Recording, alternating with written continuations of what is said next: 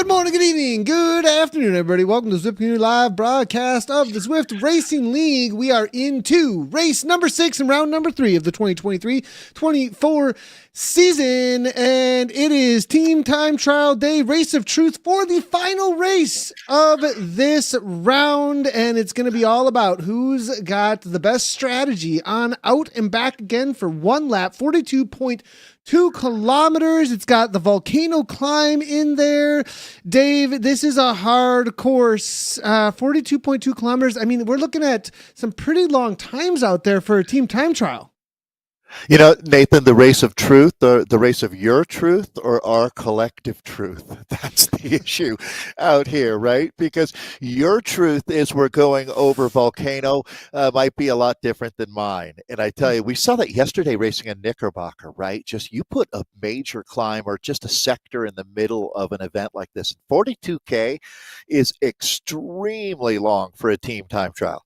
I don't know that we've really done a distance like I'm sure we have if you go back through the annals. Oh yeah, but, well we've done this one before. We've done this one before. So I mean, it's a tough one. It's on the long side.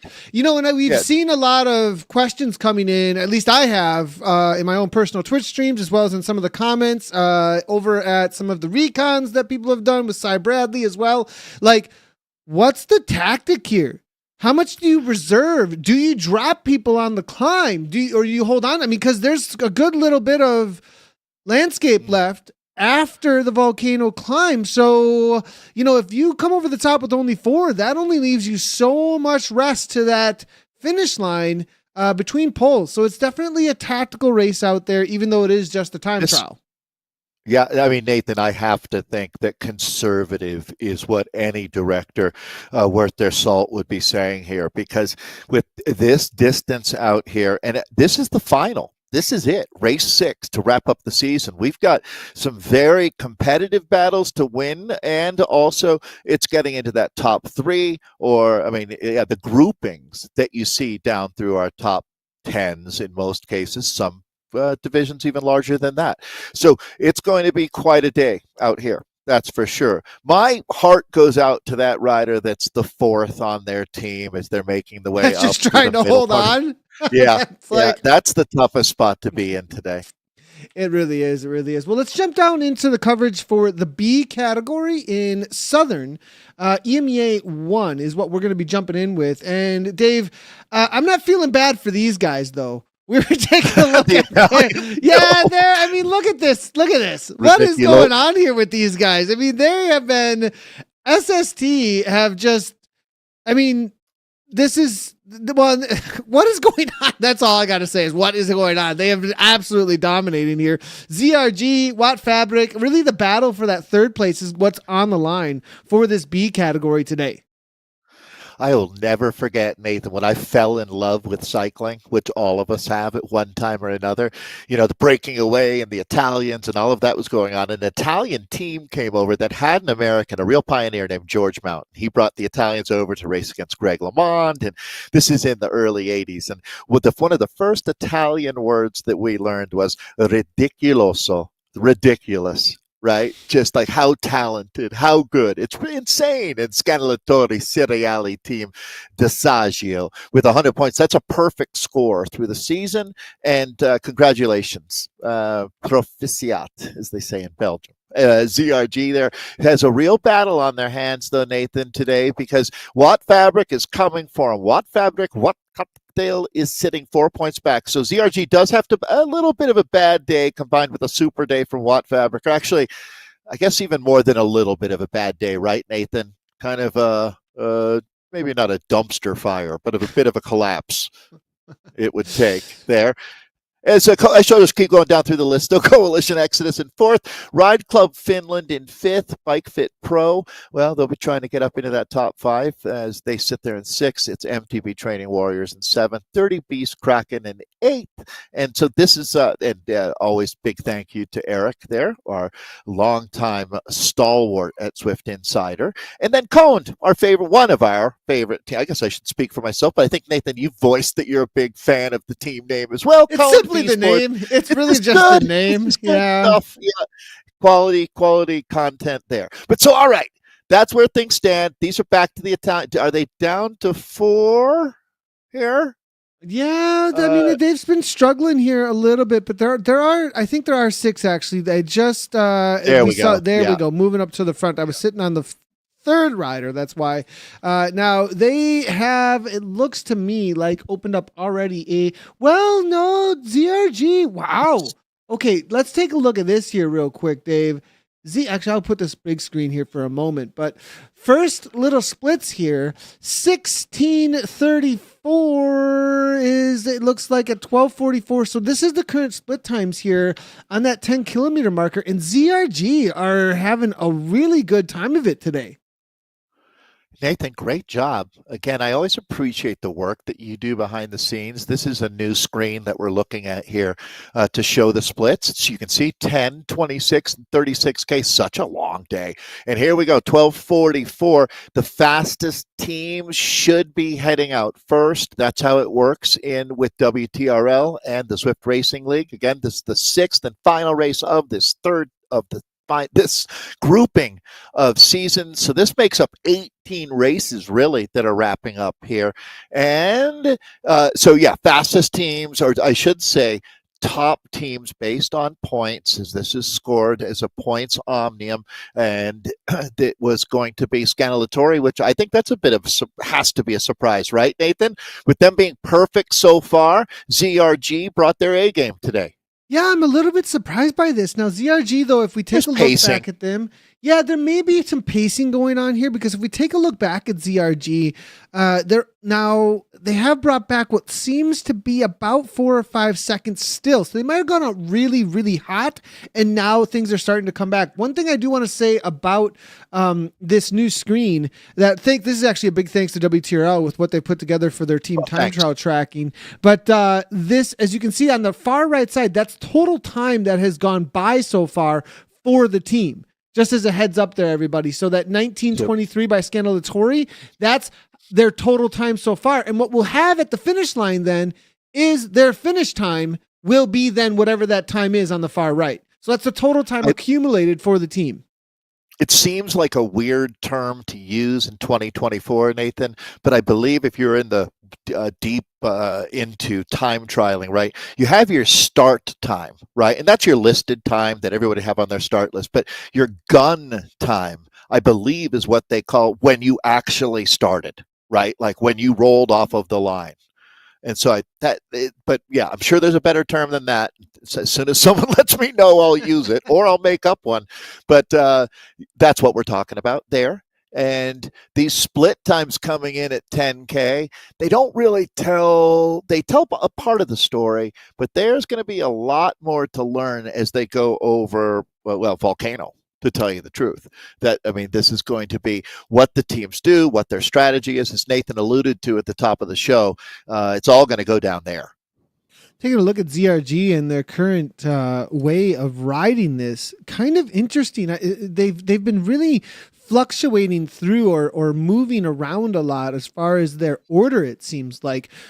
Sometimes that's a good sign that they're on top of it, good communication. They're really using their resources well to make sure that whoever's got the power at that time is making sure that they're taking the pull correctly. But sometimes if you do that too much, it's a sign that there's disorganization, that nobody knows where they're supposed to be. You're losing speed. But as you see here, Spido coming through at 44 kilometers per hour. For a moment there, the front though was only at 39. So that was interesting here, but they may be using a new tactic as well.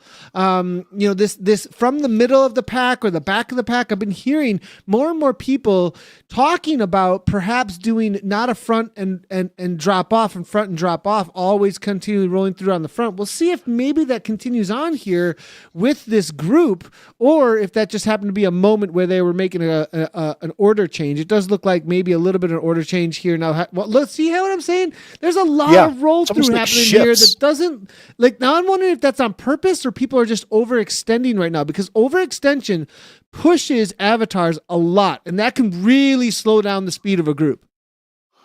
Now, so again, this is ZRG that we're looking at, who do have the fastest time at split one.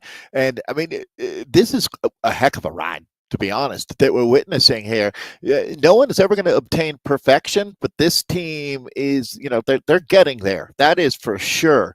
So it's a good sign as well, as you see the energy bar, as we've come to call it. And I think we're kind of settling in on that, to tell you the truth. But that energy bar has got a decent amount. The packet is still more than half full there as we look at Gerstenberger.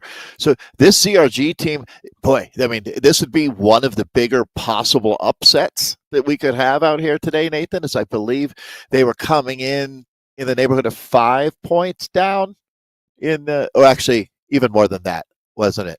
Yeah, I'm not sure. I mean, it's probably not really realistic. It's more about been quite the competition here for those second, third, fourth, places here, but it's just way too much to overcome. It's more about holding off Watt Fabric. I was looking at it. That's where I went wrong. I was looking at it from their perspective. And so it's certainly, they're going to have to hit the gas. That's for sure, with the ride that ZRG is putting up. And for them, it'd be a real nice exclamation point at the end of the season, wouldn't it, Nathan, to win the final team time trial? That's how you want to exit the season. That's for sure. And there's no way in my mind that Scanalatori isn't out here to have a perfect run. So there's going to be no gifts given from the Italians here. Not at all. I think the Italians were holding off, to be honest, early on, because they know what's to come. And this race is won or lost, I think, on that climb. I don't know if you can win. That's a tough one, Dave. I think you can win on that climb. Honestly, I think that climb is, I get it. Yeah. Is a place where you could just go all in and say, forget it. We're sacrificing everything we've got here. And if the team can hold on, it's good game. I would agree. I think there's probably some sort of logical halfway point too, right? Where you press. So it's worth noting. It seems like we're into many years of doing team time trials out here, but the time taken off of your fourth rider. So that always makes a huge difference in how you want to play things. The thing about a climb like what they've got coming, Volcano climb is hard enough that, Nathan, for most teams, you're going to have 2 or 3 riders that fits their rider profile. And on any team, 1 or 2 riders that it's going to be a bit of a reach to be able to go at that speed over this climb. And it really is. That's the question is, do you try to keep the team together? Because after you come over Volcano, you're more than halfway through the race, but you still got a long way to go. In the neighborhood of 18K left. Is it really that long? I didn't realize it was. You're at 26, let's say, when you come over the top of Volcano, and this finishes at, it's less than that. So it's more like 16. You finish at 42. No, I didn't. That's still a lot. Like, that is plenty of it makes you think, keep riders around. Look at this guy, Stefan, number 2 here. That is some serious AI. I'm pretty sure this guy's a monster. Holy cow. Not only do you have that Volcano, but then you have the reverse KOM as well after the Volcano. What did he ask AI to create? I would love to know his keywords there. What if it was just a picture of himself? It might have just Well, then he should be awfully proud of the work that he's doing. That's for sure. Because he looks like a superhuman. Let's go ahead and take a quick look here at where things are on this team. I wouldn't mind shouting out the squad today. They're having a heck of a ride. Andy Meeder, Bernd de Frederlach, Christian Speidel, Michael Gerstenberger, Stefan Schaefer, and Stefan Picker making up the squad out here. Good job on them. Now we got another German squad behind them on the chase. They do, it looks like to me, and they're holding on to that lead. Actually, Dave, it looks like so far 13:07, 12:44. I'm seeing it looks like maybe, I don't know. The Italians did seem like they were bringing something back here just a moment ago. But let's go ahead and jump back to Watt Fabric. Now, interesting with Watt Fabric because they were the 3rd place.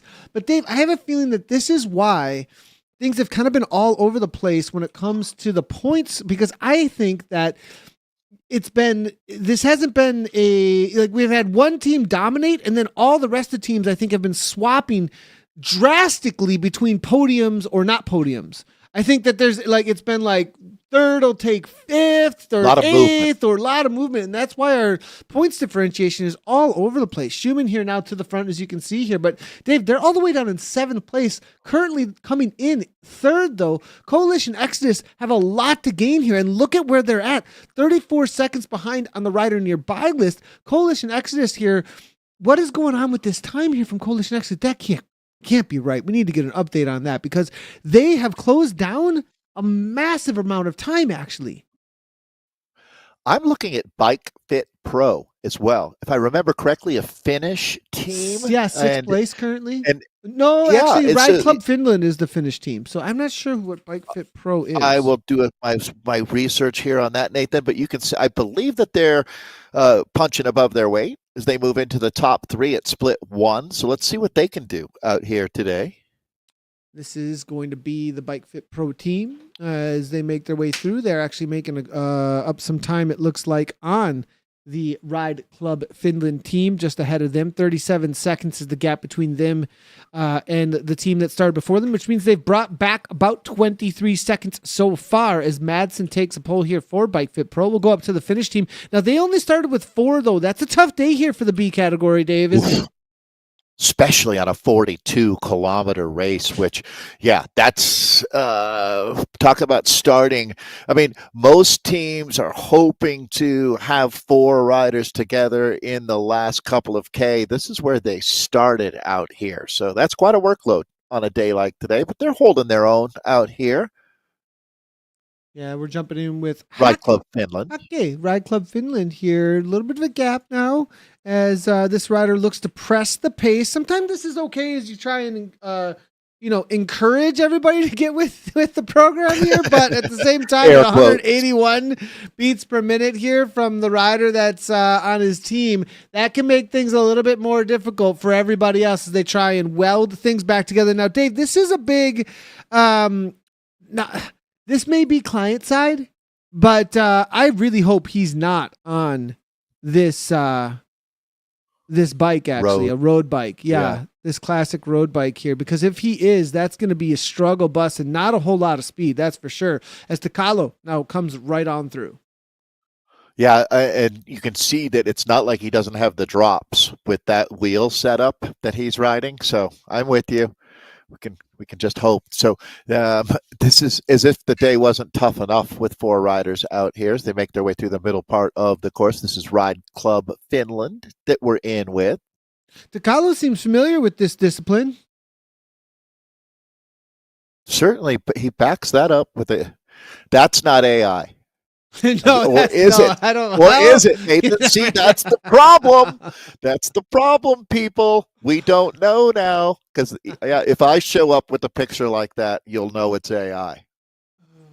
Well, if I show up with a picture like Dave, oh my god. That's a commitment to the equipment too. That's someone who takes their time trial game very seriously. Well, this is the opposite. This is absolutely the opposite of the time trial game. Yeah, out here mountain biking. Good to see. He's got some power on the front now. 165 beats per minute. Ride Club Finland trying to get some time back from Bike Fit Pro, who are trying to chase them down. It looks like here 40 seconds is the differentiation to try and close the gap down. Here's Bike Fit Pro. This is a battle here out here today, Dave, between these two, as Ride Club Finland and Bike Fit Pro, they are separated by 3 points. Now, depending on where things end up at the end of the day, though, right? I mean, 3 points can be changed. Bike Fit Pro currently in 3rd place. We're seeing Ride Club Finland in 6th place at the last checkpoint. So, if Bike Fit Pro can catch Scanalatori, if they can bring back 20 seconds, or Ride Club Finland fade a little bit behind Watt Fabric, you've got a situation where you've got Bike Fit Pro coming up in the standings. I mean, they could take over that 5th place overall. I think that you have to be a dreamer to buy into that scenario. Oh, you know what I mean? Come on. I think it's 100% possible. I'm more the dreamer. And look at what's going on with Coalition. I mean, Coalition aren't even on the what is happening here? I feel like you're playing both sides of the coin with the Italians. because for that to happen means that the Italians had a pretty rough day out there. Yeah, we'll see if we And can find I them. don't think that's going to happen. I was with you earlier when you were touting their virtues. I do think that they're going to be very hard to beat outright today. Talking about Scannellatory, the team that came in perfect to this event. Bike Fit Pro, I don't know why I called them Finnish, because it's one of the most international teams. They kind of have like a world elite Zwifters looking roster over here. So shout out to them for sure. Bike Fit Pro that we're looking at right now as Ride Club Finland. I have to say, I'm trying to remember, was it Towle that had the forest it looked like a beautiful Finnish forest ride going on there. That was one of the more Towle. Okay, that's okay. No, not that one then, which we fully respect for the time trial element there. But then it was the next rider that you showed from. Yeah, Kalionimi. Kalionimi? That was it. There you go. Kalionimi we'll go with until I'm corrected. But he definitely had one of the, I'm going to go with the coolest photo I've seen as far as to give us a look at your life behind the icon. But here we go. Into Julian, the back half of the course. What is going on with Julian? Rough. I mean, that energy bar is empty. Yeah. I mean, he's Zero. just disappeared. Fumes. Literally, not even a picture. and fumes. It looks like he's running on, but he's hanging in there. Yeah, we'll see. We'll see. Level 25, so a little new. I mean, newer to the world of Zwift. It looks like Morten Madsen is here as well. Good to see Morten. Looks like out on a hike. Another forest. Yeah. Looks beautiful, doesn't it? I'm in the mood, to tell you the truth. We're in that time of year around Northern Hemisphere. To get outside? Just like it's getting there. It's cabin fever is hitting. I'm headed straight to Arizona, actually. Who's this Argentinian guy? This is Frank from Argentina. Also, the no picture. So level 24. These are a lot of really new riders. Like level 24, level 25. This Bike Fit Pro team definitely is a whole new ball game for them. It looks like to me. This rider out of Portugal as well. See if we can get a name on this. This is Pursue. And there we go. I recognize this guy actually. He's been on the broadcast a couple of times. Absolutely. Yeah, doesn't this team's roster remind you of World Elite Zwifters a little bit? Super international. I'm sure that it won't be long until they have a rider from the Cook Islands or Guam or something like that. It's definitely cool to see these teams that go mega international. That's you can do it however you like, because you can obviously see some of these countries that bond together, like our Scandinavian friends. We've enjoyed Swedish Swifters and, of course, the Finns out here, Ride Club Finland. But this is Bike Fit Pro as they fight. Now, this is tough, Nathan, isn't it? To pace the same on a 5% grade is a real challenge. And sometimes I think you might agree with this. I don't want to put words in your mouth, but and we'll get to that, Patrick. But Nathan, sometimes it's these climbs where the fitness level really starts to show. And the riders that are struggling, sometimes you can ask them to do too much. But before we get to that, this is the first TT that Patrick has watched. Welcome aboard, Patrick. Well, I'll put it this way. To answer your question, is the reason the teams are not racing in a tight, close group to benefit the draft, it's harder to do than you would think. There's a lot of dynamics out here, Patrick, that they're trying, believe me. But it cuts off the question here just a little bit. I'll read it in total. So there's a reason the team's not racing in a tight, close group to benefit the draft. I see them all line up and having gaps between them, or it's ruling question. So I think I'm trying to get at what he's after there. So the way that it works is that, and Zwift Insider has done tests on this that you can go check out actually. With bots, Zwift Insider has put at different wattages in a line, riders to figure out what their draft gain is. And the second rider gets less draft gain than the third rider. The third rider gets more draft gain. The fourth rider gets the most draft gain. And from there, it's about the same going backwards. And so the straight line actually, regardless of whether or not you're grouped up, you get a maximum benefit from third or fourth rider actually.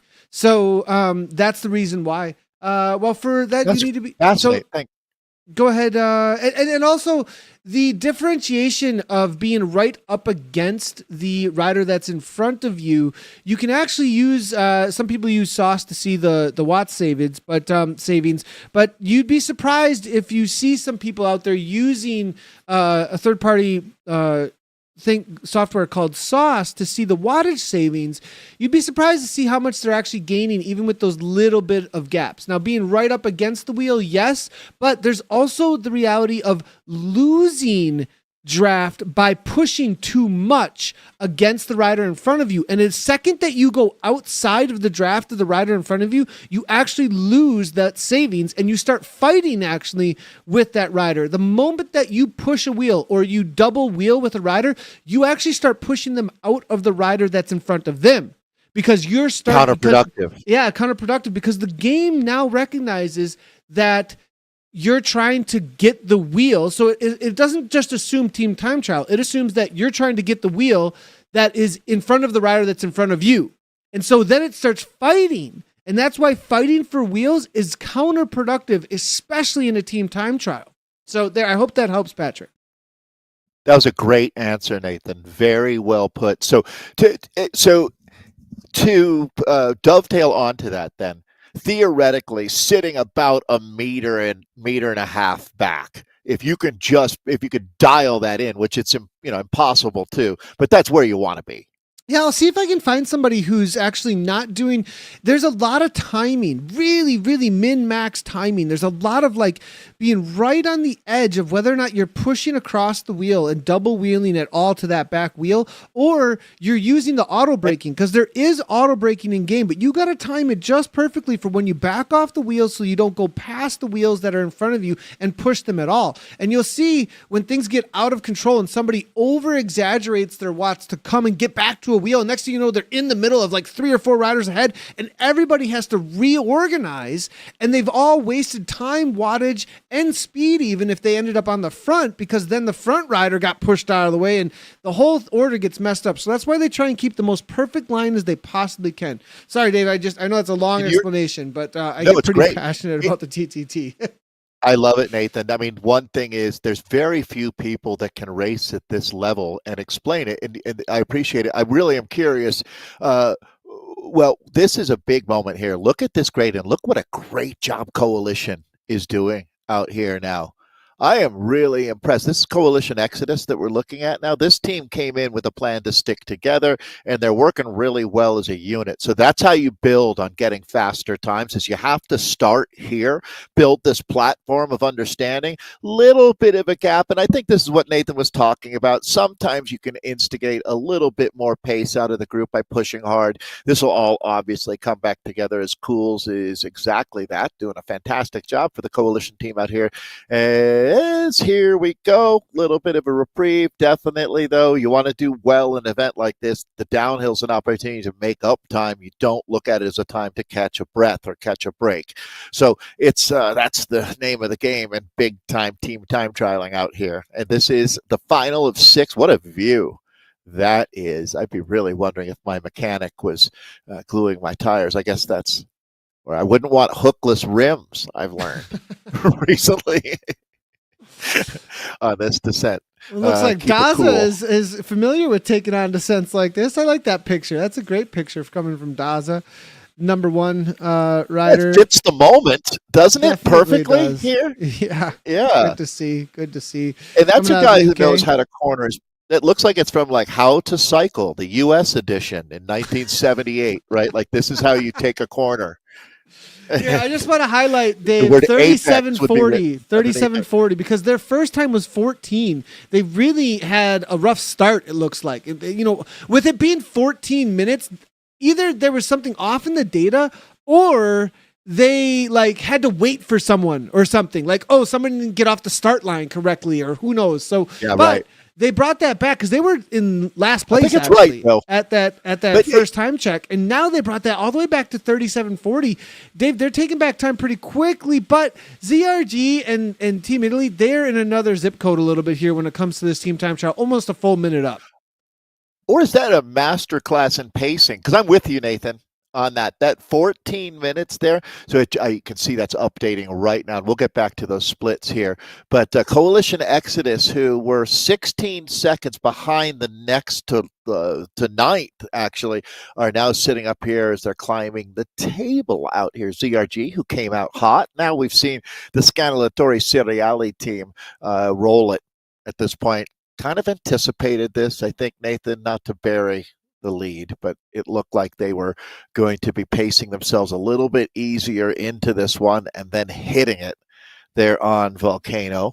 So we've still got quite a bit of a racing ahead of us here. It's not even into 10K to go.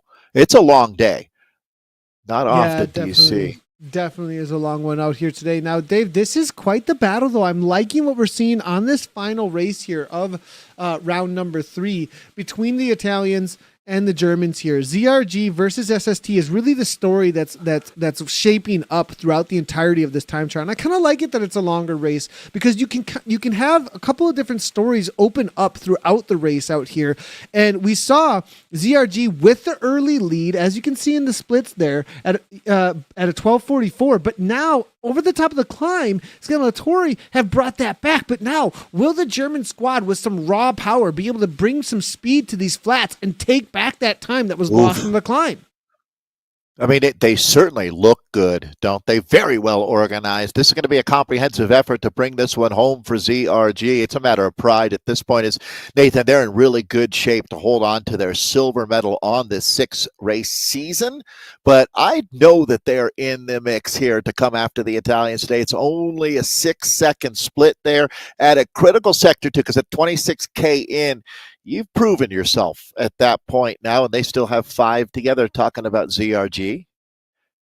Yeah, well done here. It's going to be interesting how this ends up playing out for sure, because we just saw Scanalatori pushing big watts as they head their way on over to the KOM reverse. So it's Volcano, and then they do Hilly reverse, which is about a 4 and a half to 5 minute climb even on the TT bikes, depending on how quickly they go here within the B category. So a pretty hard effort, VO2 max effort again, and then down into the flat sections back over to Tempest Fusion. So this is really got a lot of effort still to come for these riders. This is not even close to over here. Plenty. And what have they saved the big German squad here? That's going to be the question, is what's left here for them in the tanks, because there is only a 6-second difference between them and SST now at this point. As we look at SST about to take on the bridge section here in just a moment, and then in front of them is going to be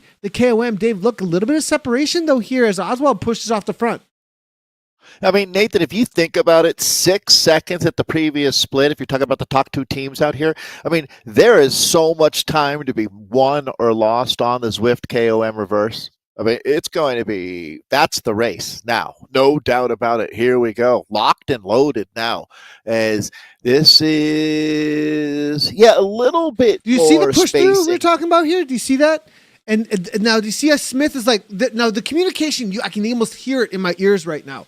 Oh, okay, I'm coming through. Watch out. Sorry. All right, I'll get back in line. And you get these communications, but you see what happened? Because one pushed, the next pushed, the domino effect, and bam, a gap was opened at the front. Oswald had to back off because of that gap was open. Vegas is now saying, okay, I'll just take over. That gap screwed it all up for us, so now it's my turn. Bam, he takes over at the front. It was kind of on the minute anyways. But there's like there's this communication you can see happening when there's too much argy-bargy going on. And now look at the back here, Dave. Now Oswald went backwards, but Bonamigo was already out of place, so now he's trying to find where he can fit in. Now Oswald says, I'll close it down. Bonamigo, just hang on if you can. I can almost hear it as it goes on in this Discord. This is where it's such a fine art, right? But theoretically, Bonamigo, if he wanted to be a good friend, would have not let that gap open and told his teammate to come through. And actually, he's going to fight back. ultimately here. So that's impressive. I thought it was lights out for those guys at the back. I thought that. Well, look at Bonamigo here, actually now he's pulling right flying. on through. Oh, okay. So, all right, I guess we're moving over that's to a weird flex, but okay. Yeah, right. How did we end up with Dirty Kraken? Did he just disconnect? No, I hope not. Now this is an interesting situation. I've never seen this before. No, look at this. And causing they two caught teams. each other. Now who? Okay, so Dirty Kraken. Who started first? Dirty Kraken started first, I believe, and MTB Training was the ones who were caught. They must have caught, right, on the climb. And now, I mean, what do you do? Like, you're descending together, and even if you go to 0 watts per kilogram, it's not going to matter. So, in my opinion, this is all fine till they hit the flat, because the reality is like, okay, well, one of us just like sits there for 5 seconds. Like, no, like. That's and how would you communicate? Because the only way to separate them would be to have one team. You're right. Just say, okay, just stop pedaling for 5-10 seconds. Let them open up. But which team knows to do that? That's a rough one. That's a rough one. I'm with for you. Sure. So let's just cut them some slack on this. I know some folks might be, eyebrows raised, but let's just let it play out here. I think SST lost a rider teams. Though. Like, usually we don't suddenly just jump. Like, I didn't do that. I didn't do that. No. So what? Like, right, okay, so when we suddenly jumped over to these riders, I didn't do that. Like our camera suddenly went to these riders, and that rider that made that jump on the KOM. Remember, we were looking at what was his name from SST? Bamonadili, I believe it was. Bonamigo. Yeah, Bonamigo. Thank you. So he might have had a dropout, because suddenly he would, like, all of a sudden we went over to this MTB Training, and I have a feeling that perhaps they lost a rider, because when a rider's lost, Zwift will suddenly try and find from fan view a rider out on course that's in the event that you're in, and that's what looked like happened actually. That makes sense, and Bonamigo went flying. They were coming off the back of their team and then went flying through on a really steep climb, so there was something out of the box happening over there. So this is going to be, I like that. yeah.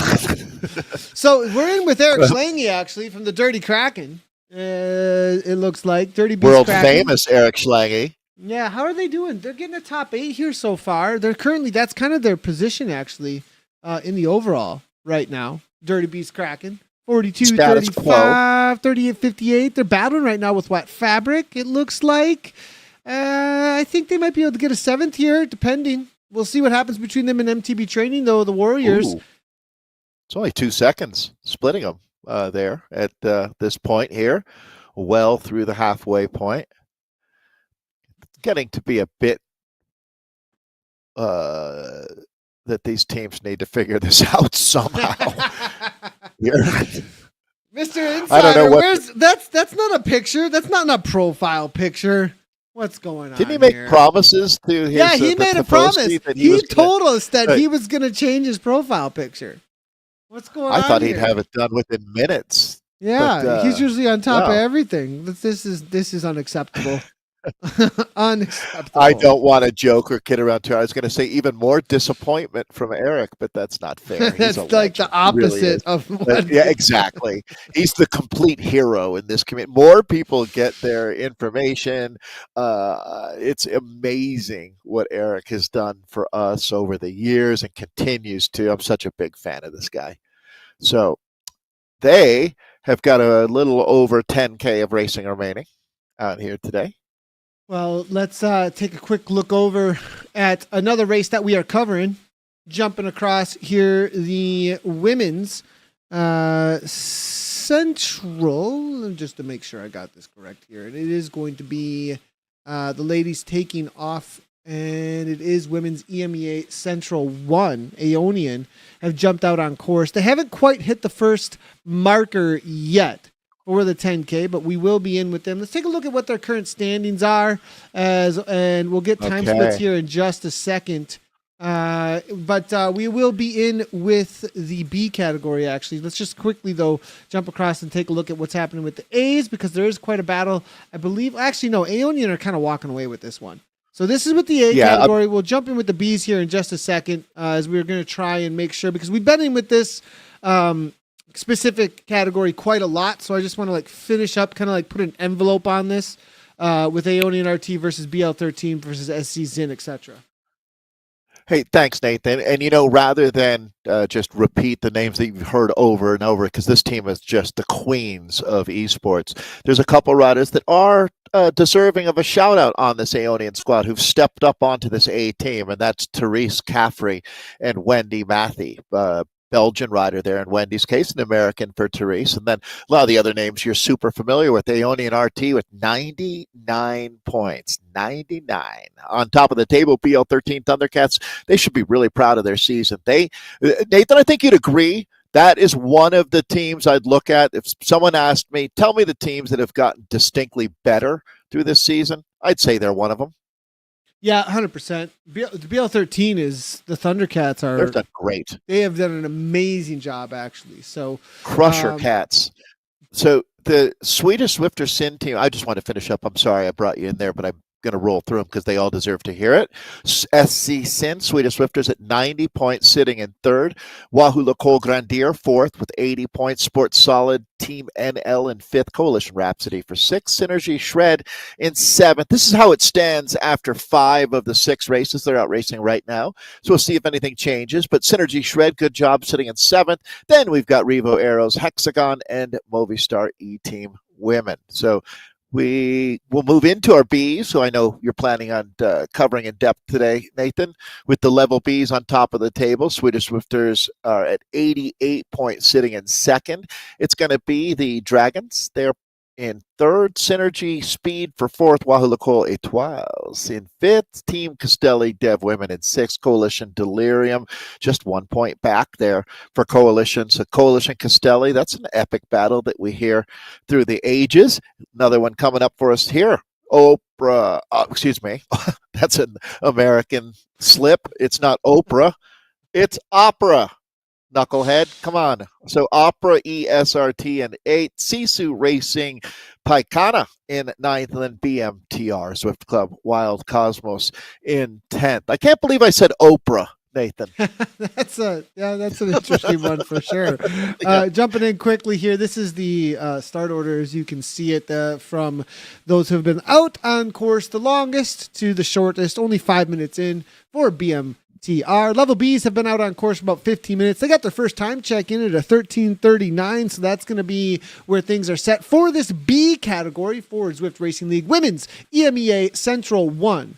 This is what we're going to be focusing on for images. We will be able to bring you splits across those best as we possibly can. So that's the situation as we jump in with Coalition Delirium. That's the images we have on course for you right now. We'll move our way forward to the front in just a moment to see how the level Bs are doing. But looks like Delirium are holding their own right now. Steady 44 kilometers per hour. A little bit of grouping up, though. Not exactly, the straight line is where it's at. It really, really is. The more that you argy-bargy, the more you're going to lose when it comes to the effort that you're putting out on course. Not to throw shade on anyone, Nathan, but that's kind of what you were talking about, right? This rider 2, 3, and 4 here, where they just need a little more space. Yeah, I mean, so there's also reality. There's also a little bit of reality of like, if you have a stronger rider on your team or a couple of stronger riders, they can kind of like sit in the wheels and figure out where they need to be. But there's definitely a little bit of there is a waste of wattage, in quotes, waste. Now, if you have plenty of wattage to work with, okay, fine. My question is always like, why wasn't that used on the front? But sometimes you have a rider that's so strong, or a couple of riders that are so strong, they can kind of move around at will a little bit because their threshold level, their level of where they can go hard is so high that it doesn't really matter. It's not wasted because they can always up it by 50 watts or something, and go to the front and put out that effort. And I mean, this is the fine art of team time trialing that you're talking about. We're not talking about 50 watts. We're talking about 6 watts or 8 watts, but that all adds up too.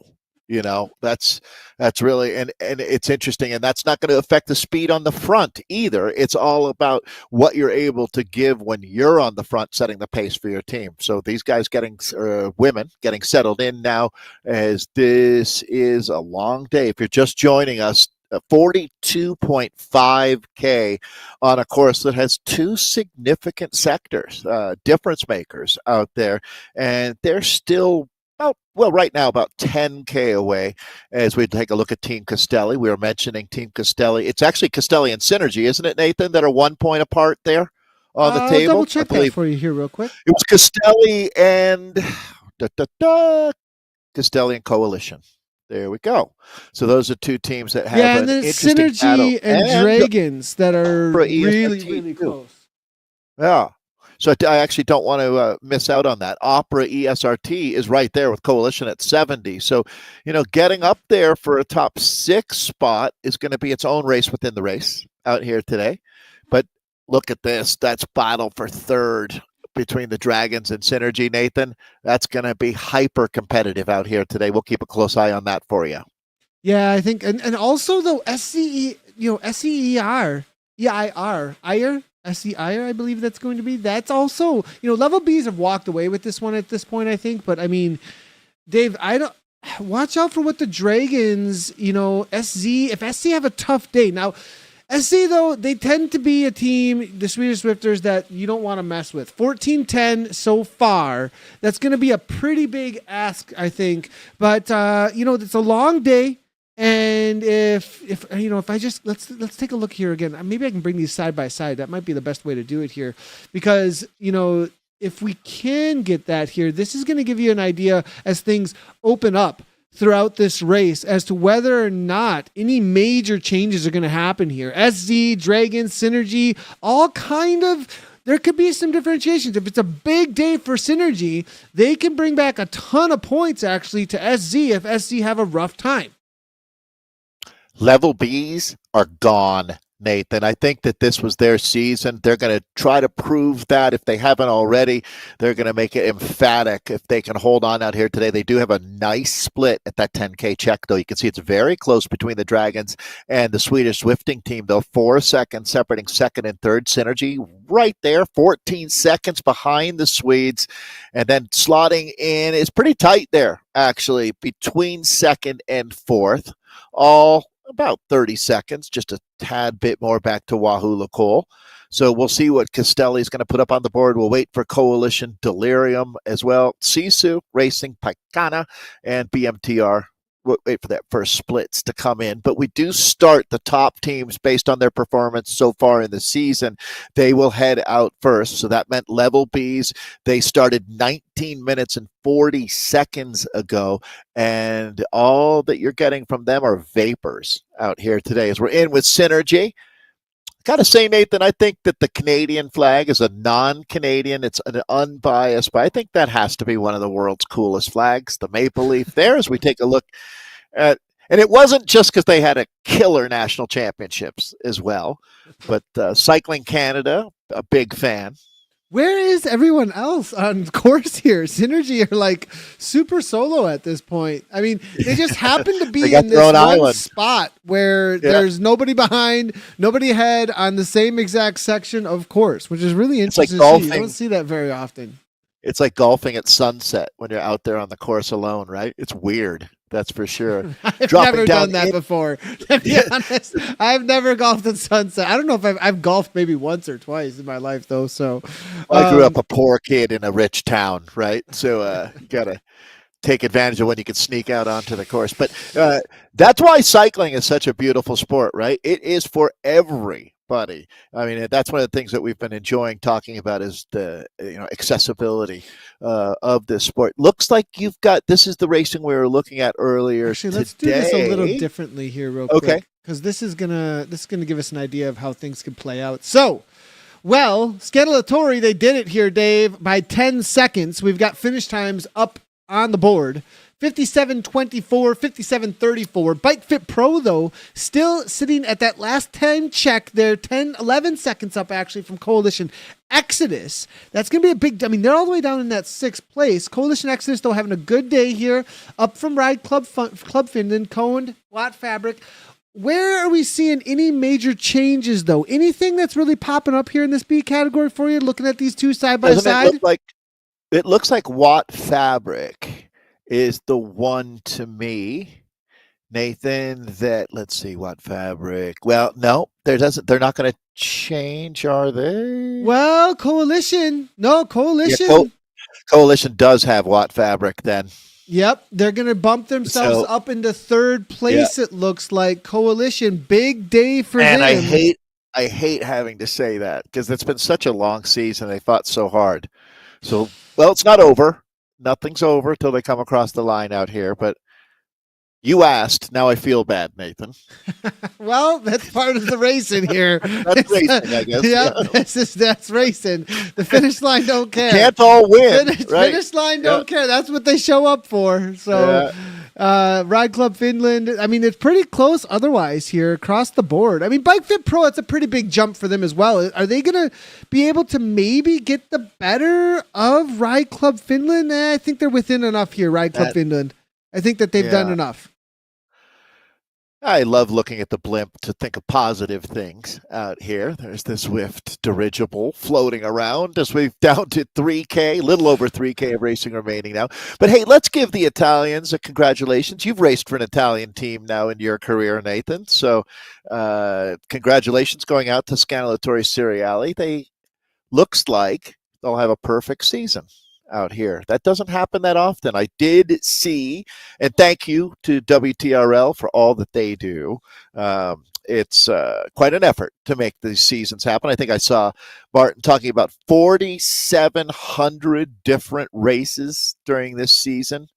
That's something to wrap your mind around, that's for sure. And that this is the possibly, I guess, no, I can't confirm this, but it sounds like this is the last season that the ZRL winners' helmets are going to be distributed. So looks like the Italians will have theirs. I have a question coming on through. I'm not sure if this is a positive question. Is this like a? I'm wondering what this question is. As if it's questioning the question. Well, I'm just wondering if this is a question that's like, how do I get involved in Zwift, or is this like, this is really boring, I don't like this, like kind of a question. I wonder which one it is. But I have a feeling that question punctuation. Is, how do we get into this? Jumping over to WTRL.racing, you can see how to sign up for races. Crazy Cow, if you're interested in jumping into some races. This is the final race of 6 in this round number 3. There have been over 20,000 people on a Tuesday signed up and ready to race across 4 different categories, always somewhere that you can fit in regardless of your fitness level. It's got to be the largest single day event that I know of as far as sports go across the world. Definitely if you want to get involved, that's where you get into it. If you're wondering how you get into it in general as an entertaining thing, you need to probably ride some Zwift to figure that one out. Without being defensive about it at all, I would honestly say the thing that got me into it, is I'm about to become a level 40 Zwifter, Nathan, was the community and knowing that these racers are all people somewhere around the globe. It's the best community I've ever been a part of. I'll put it that way. And I truly enjoy the good folks that we've met throughout the racing, throughout the years. So if you're wondering, like, if the question is sort of like a skeptical, how could anyone enjoy this? Well, it's people racing their hearts out, really following their passion, and it means a lot of different things to different people, doesn't it, Nathan? That's for 100%, sure. 100%. Yeah. And ZRL, it's a little bit tougher to bring in the cameras, the Discords, the communications, because there's so many that we're covering and getting that organization across of it. Sometimes, but if you start to hear and you watch some of, especially over on Twitch, if you head on over to Twitch, there'll be plenty of people broadcasting their TTT experience right now at this moment. You'll be able to see that firsthand support experience. they get. Yeah. It's really cool. So dude, he meant the racing side of things. He's laughing out loud. Good to see Crazy Cow. Well, of course. So yeah, Zwift Racing League, WTRL.racing is where you can get involved in the Zwift Racing League. There are plenty of third-party organizers to Zwift. Most of the largest things that are actually happening on Zwift are these really passionate communities and event organizers. WTRL being one of them that started out as a community organizer, now a full-time partner with Zwift that puts together the Zwift Racing League. So one of my suggestions there, Crazy Cow, as well, is to be on ZwiftPower.com and check out the events that are there, the leagues that are there, and kind of get an idea of where you can find those websites and information to jump into some teams. And a team, a lot of times, if you do join one, will be a great resource to figure out what people are up to and how to get across some of the racing out there. Dirty Kraken now making the way across the line. That's going to be the final one for this B category. We'll take a look at the results for that in just a moment here. B category for the women's Central EMEA. They're still out on course here, and we're going to jump our way forward here to try and find the level Bs because they are the fastest out on course at this moment and the current leaders, and they are flying right now, heading on over toward the Volcano. This has been the gold standard of teams, no doubt about it, level Bs. So we'll be looking at the splits from this group. But Nathan, with almost or around 20,000 racers, you make a good point of just trying to get so much racing covered out here is the name of the game. For sure, this is a volume thing. There's one of our all-time favorites. I'm saying that, we've got the Zwift Games coming up, and Elise Gallegos is a rider that I don't think you could say shocked the world in esports now, because Elise has really made her mark in the last few months where anybody who's following along would know that she's absolutely a rider to watch. So I don't know her association. I think Elise is just an upbeat person, Nathan, and she's just cheering for bees in general. Maybe. That's a good question. That's a good question. Yeah. I wonder, she may be, I don't know. But there might be a level. Well, she likes the level bees now at this point. I'm not maybe positive. Size her coach. We'll probably find out real soon since you did ask the question. But she's definitely, I think, in the last year, she is one of the standout riders, that has hit the scene as of recently. She was definitely a big contender for the U.S. National Championship versus Kristen Kolchinski. And I think after having a mechanical at national championships, now the next goal for her will be obviously Zwift Games. Yeah. I saw last weekend she did a workout. I know Alex Cole is her coach, and Alex Coe. The workout was called "The Coach Was Drunk," and it was definitely. It looked like it was one of the. She invited Gabby to do it, and Gabby looked at me and was like, "I'm not doing that." She was like, "I'm not doing that." Your that coach is drunk. Yeah, that looks insane. But she completed it. It looks like, and made it happen. So be on the watch out for Gallegos, that's for sure. And anyone she's cheering on is probably gonna have a good day. It looks like out here with the level Bs. A rider that, I definitely can tell you, Nathan, with the experience of just watching how things play out, that her best results are definitely in the future coming up, and it might be coming up soon, talking about Elise Gallegos, that's for sure. She's DSing them today, so nice. Well done on that front as well, Elise. Okay, the level Bs here, looking real, 6 together. Super job by the team, and you can see that they're looking to close out a great season. Dragons sitting, I guess really the conversation becomes how about Coalition and Delirium and Synergy Speed, right? Sitting there deadlocked at that 10K check, 14 seconds behind the Swedish Swifters, with the Dragons just 4 seconds ahead of them.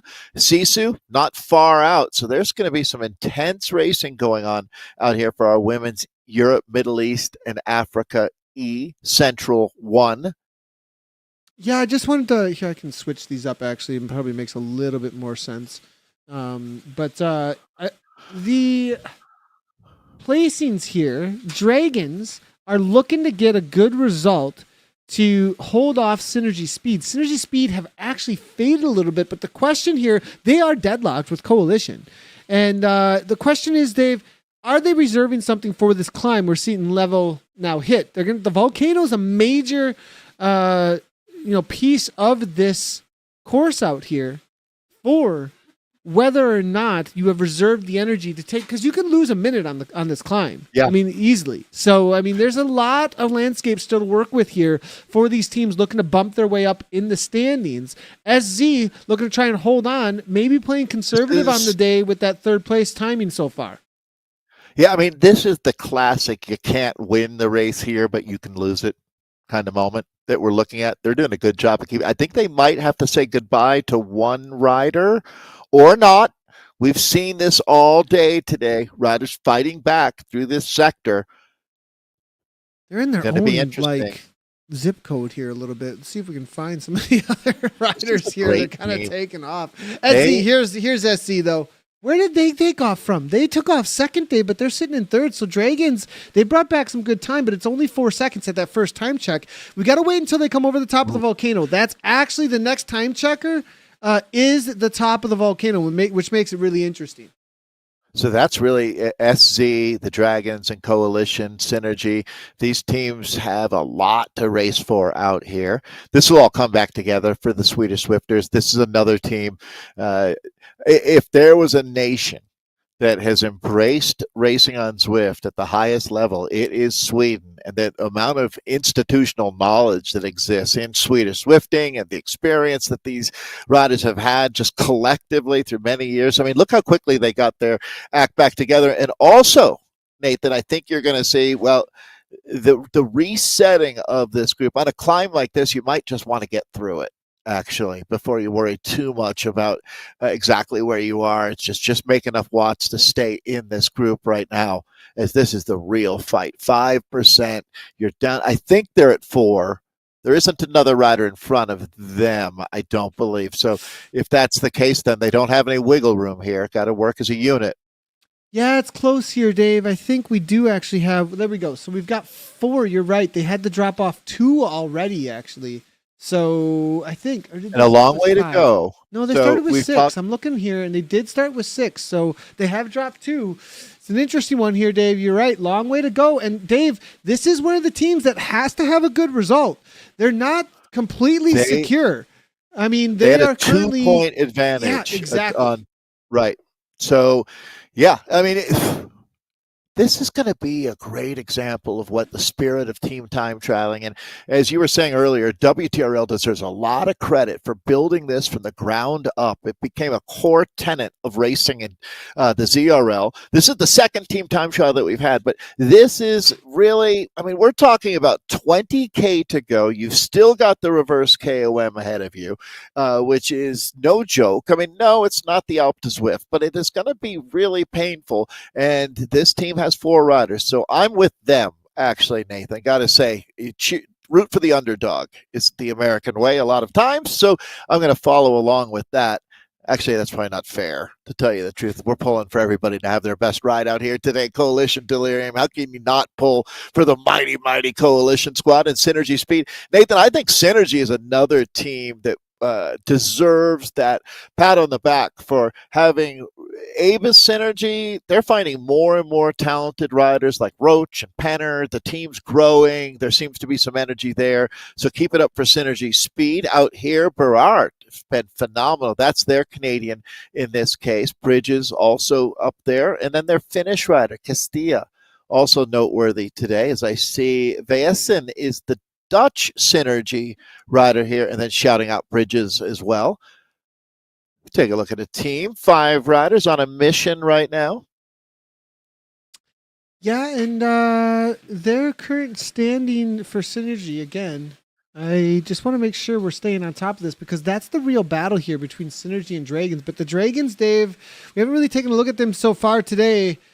They are doing what they need to, Dave, that's for sure. The Dragons here, they're going to be a threat to as they come up and over the top of this little section ominous. Here. They're currently in 3rd place. They got to make up 2 points on SZ. They are ahead of SZ, but SZ have to go backwards from here.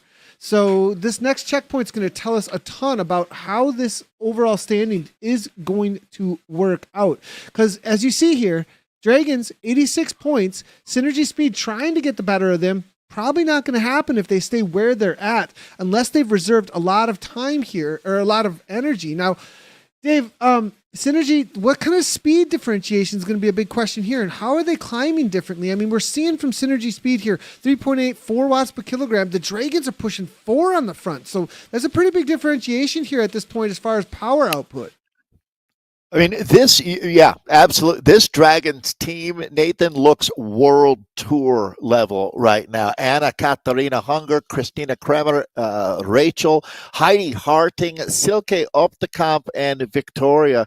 They're going to be really on their A game, as you can tell. And they're moving into a sector of the course now where, boy, I'm starting to think, Nathan, that this is the team of the day right here. 6 together at this point. Level haven't gained any time on them. I'm looking, unless Grant is off the back, perhaps. I'm wondering, can they come Grant back is on not the level? off the back. Look, they're even. 2 minutes is the difference right now. And the Dragons are pushing 4.1 with Harding here on the front now. So, but they're starting to get a little bit of a gap here. I mean, Harding's really hungry, it looks like, but that sometimes can be a little bit too much. Everybody's got to make sure they're still at the table. Yeah, not a huge issue right now, but Heidi, just if she could throttle, and she is, you can see the subtle act now of just backing off a couple of watts here to get everybody into the slipstream as they're going to go up and over the top here. This team is in the mix. This is quite a ride for the Dragons. So Nathan is a little bit hesitant there, but I think we can confirm that level Bs are going to be going up, locking horns here in what will be, this might be the best race of the day, to tell you the truth, what we're looking at here now between the Bs and the Dragons. Yeah, it's a good one, liking what we're seeing here between them. Now, speaking of Dragons, we've actually got 2 Dragon races currently going on. So this is that women's situation. We will be stuck in with them as well, but we also do have the B category for EMEA Western currently going on, and quite the battles going on over there. Another Dragons team versus Dirty HH's here, the Hellhounds, who are currently first overall right now, being chased by the Dragons. Actually, there was a team that was supposed to be in between them, maybe a no-show from them, actually, though. This is going to be an interesting one. We'll see if I can bring up the current standings for this one. We got to do a little bit of a data poll here, but a whole nother situation going on the men's side of things with the B category. Let's go ahead, wrong way. As we are in with the Hellhounds right now for EMEA Western 1. All right. So 3 riders is, there you go. I had a feeling that we were hoping to see a 4th pop on our screen. There's probably going to be a 5th and a 6th, actually, if we look back a little bit further. This is going to be the Hellhounds, again, that we're in with here. Maybe 5. I think we got all 6. Sorry about that. Oh, are there 6? Okay. All 6, yeah. There we go. Perfect. So a lot of South Africans on this squad. Take a quick look at the overall standards for this one. Perfect. Whoa. And you can see the hell. Okay. Perfect if you're a Hellhound, I guess, as they're sitting on 100, which means they've won 5 weeks in a row, leading them into the 6th. So we'll see what they're up against out here. As we've seen this a couple of times already today, teams with a perfect record who are really challenged out here on this out and back again course, but sitting on 90 points there with a 6-point advantage over the Belgian Zwift Riders. Lions 1 is the Dragons RT team. So let's take a look then a little bit further down with Team KSTB sitting there in 4th. I think we'll probably hone in on this, to tell you the truth, with a 2-point advantage from BZR back to KST, and then another 2 points back to On the Rivet Bangers, with DVR Tornadoes sitting just 1 point behind them. That grouping of 4 teams is most likely where we'll see the best racing going on out here today, as a 10-point ask is out of range, to tell you the truth. the gap between Dirty Beast Hellhounds and the Dragons there, top of the table. And the Dragons, who look so strong out here today, we'll see how things go for them.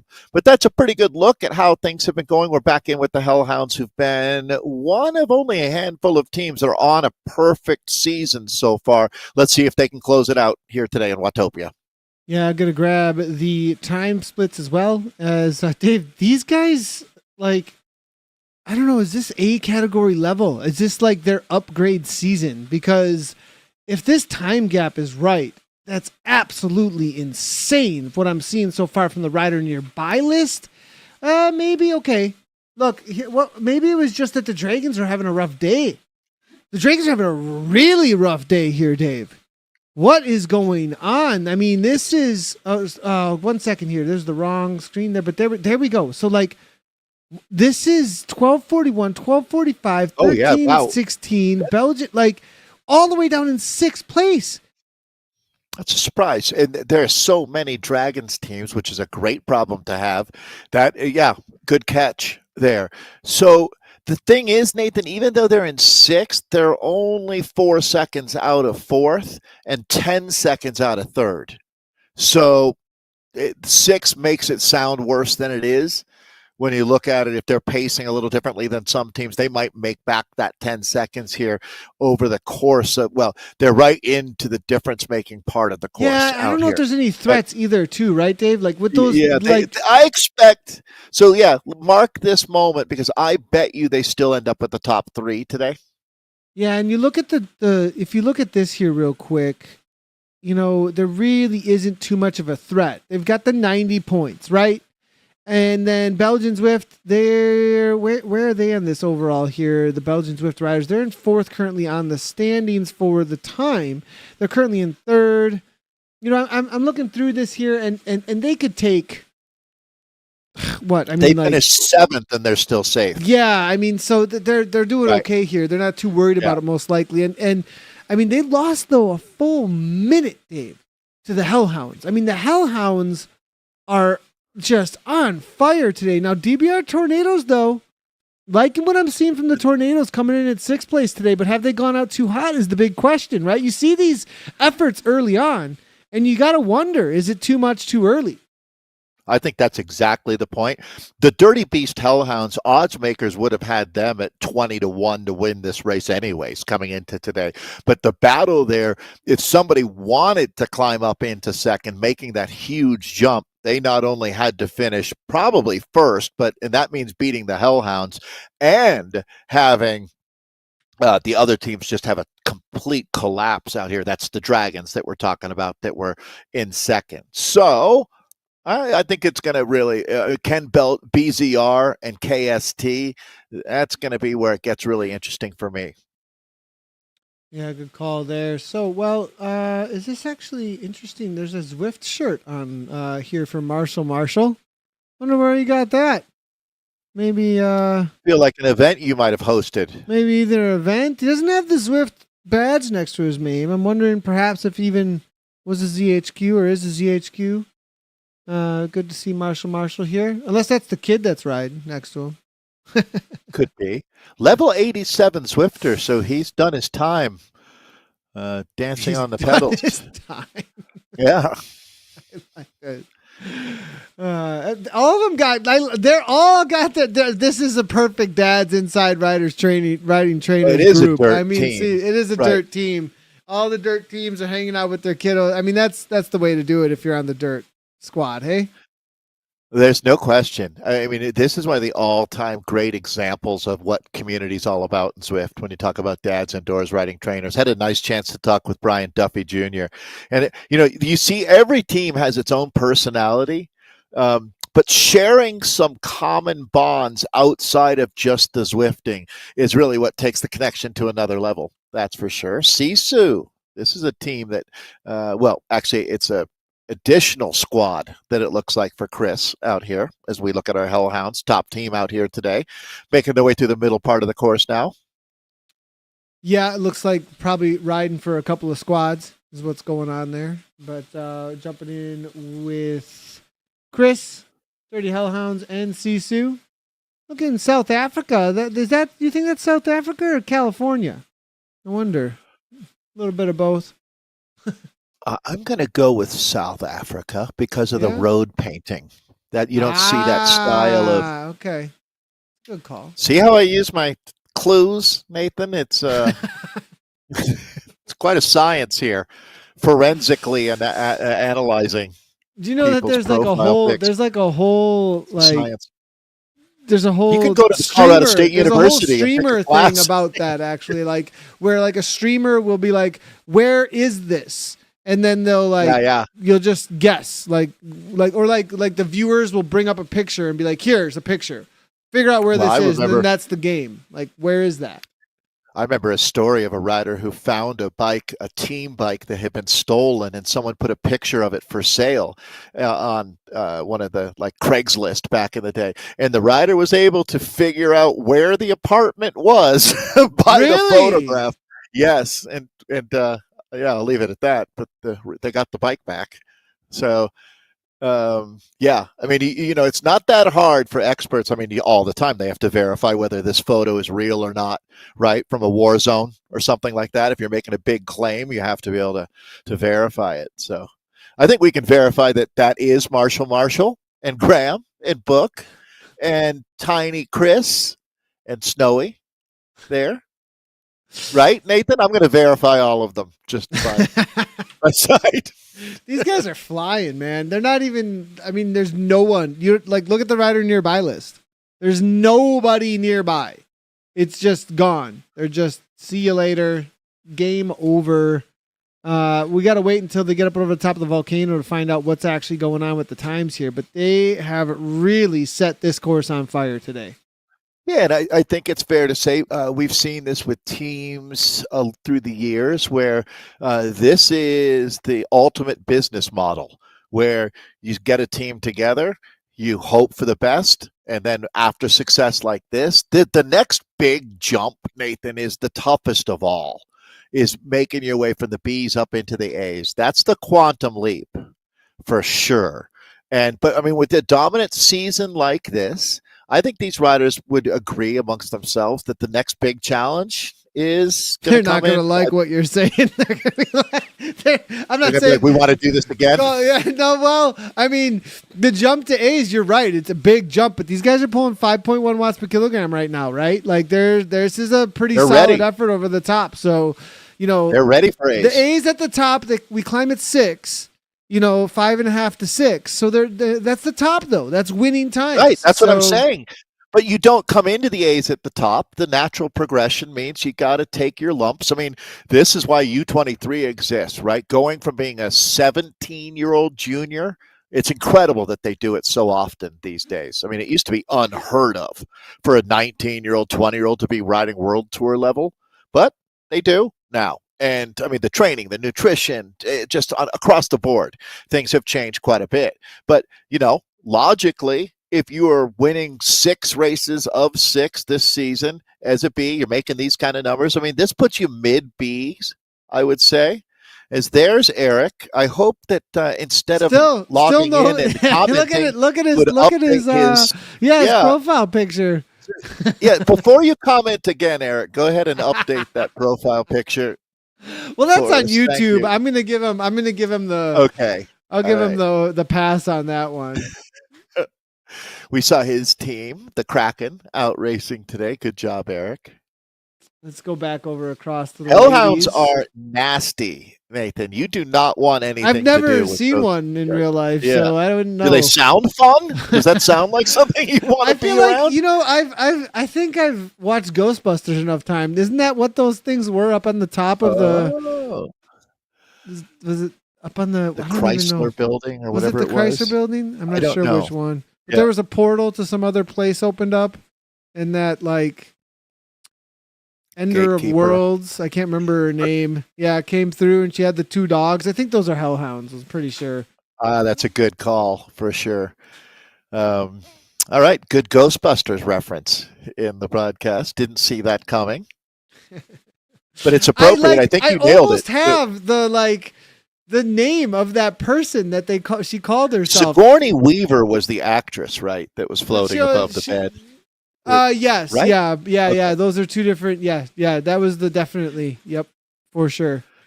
As we jump back across to the Dragons, as they're looking to chase down the level Bs. This is the situation as they head over to the KOM reverse right now, and level Bs have only 10 seconds on the Dragons. Actually, that's a little surprising. They've brought back time, Dave. The Dragons have. This is the ding-dong battle that we've got going out today, no doubt. So level Bs, weren't they perfect as well? I think they were.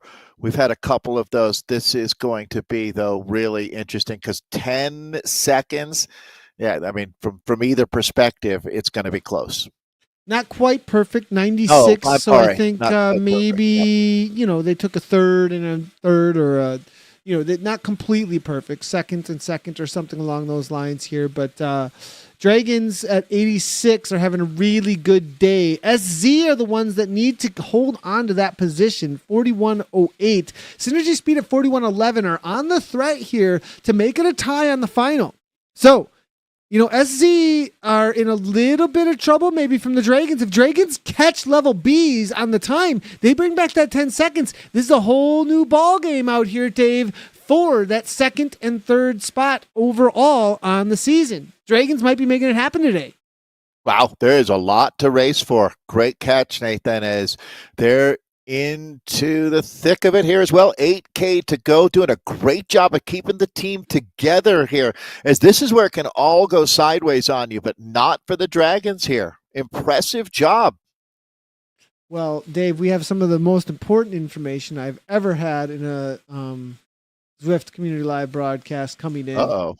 And Terror Dogs and Ghostbusters canon were the loyal servants of Gozer. Gozer, known as Zool, and Vince Clort. So, but Gozer, the something of worlds, I think, the destroyer of worlds or something was called. There was like a title. It. Yeah, Gozer something, Yeah.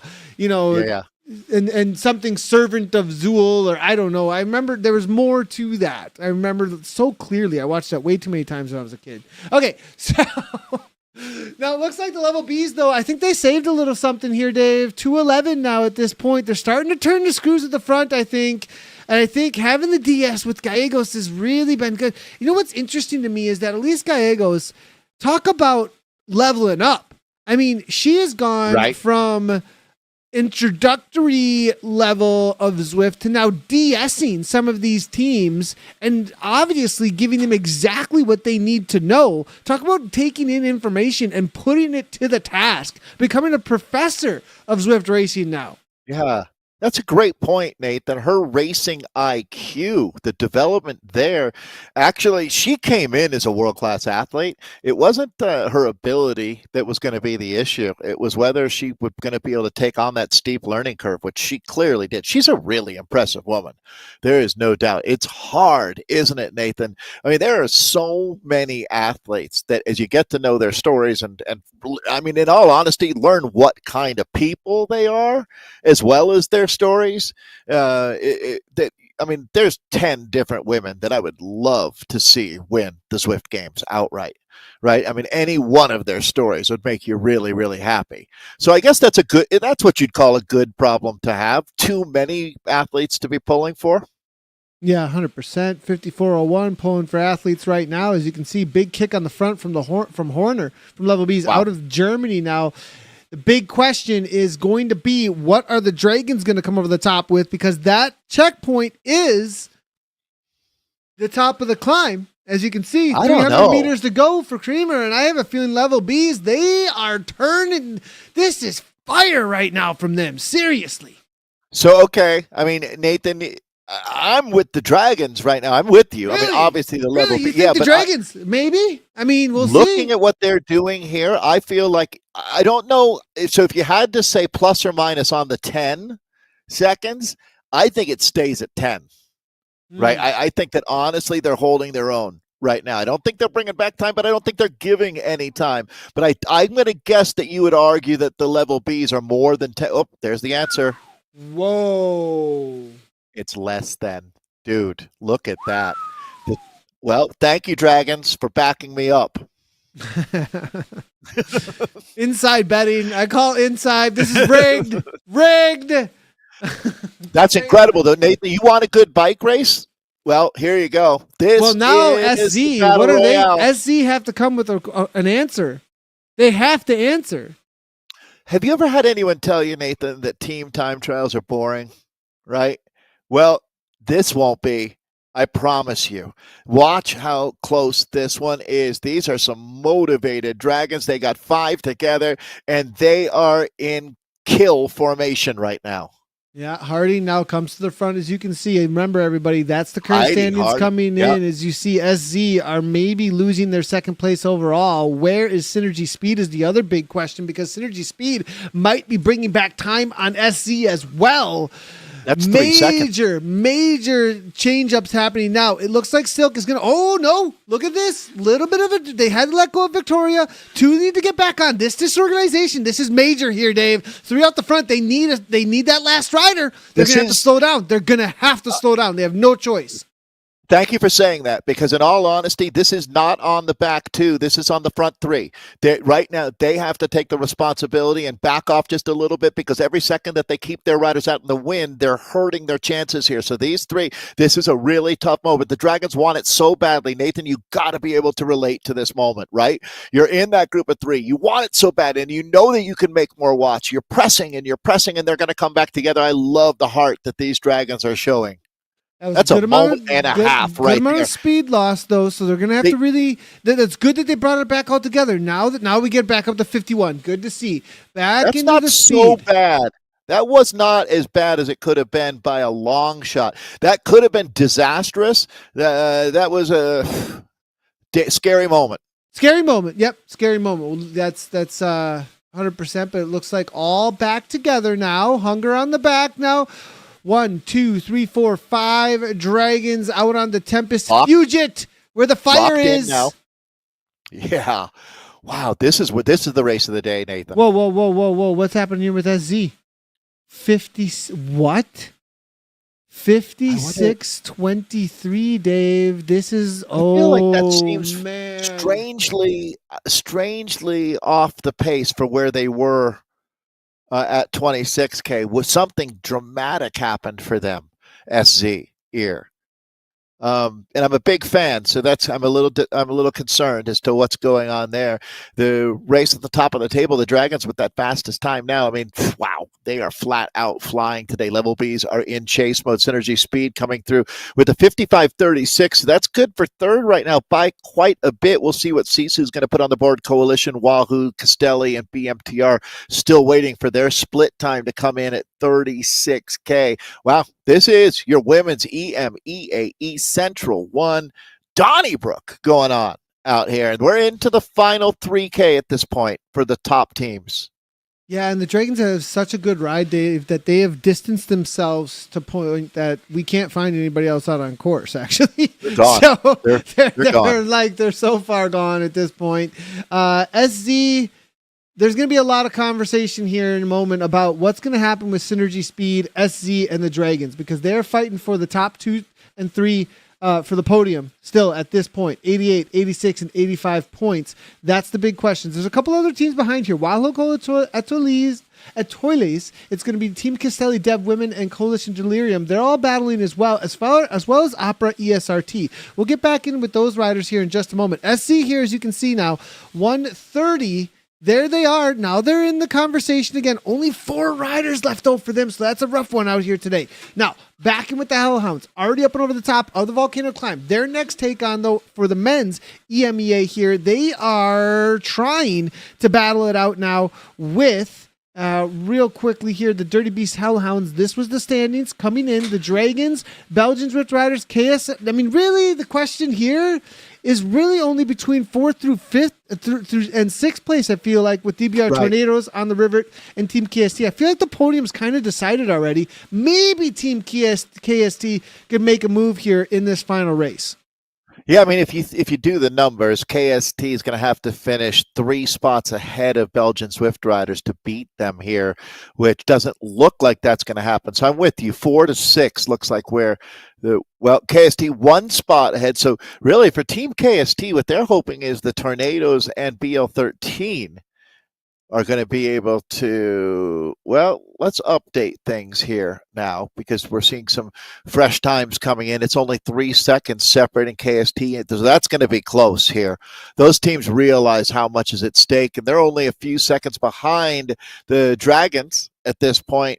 That's 8 seconds that KST is trailing the Dragons at that 26K checkpoint. Fastest time by a long shot are the Dirty Beast Hellhounds. That's not going to surprise anyone, as this is a team that have been absolutely crushing it here in Season 3. This is the final race of 6, our second team time trial. So they're looking to go 6 for 6. Well, I mean, KST, we'll see if we can find them out on course. These guys are going too fast. Just to be honest, What like they're going so fast, I can't find anybody else. I mean, both of these categories that we've been covering out here today have been absolutely flying, and to the point that they're on sections of course that we can't even find the other riders. But we'll see if we can jump on in, because this KST team, I think they're the story today. They've got a lot to gain out here today with their current standings.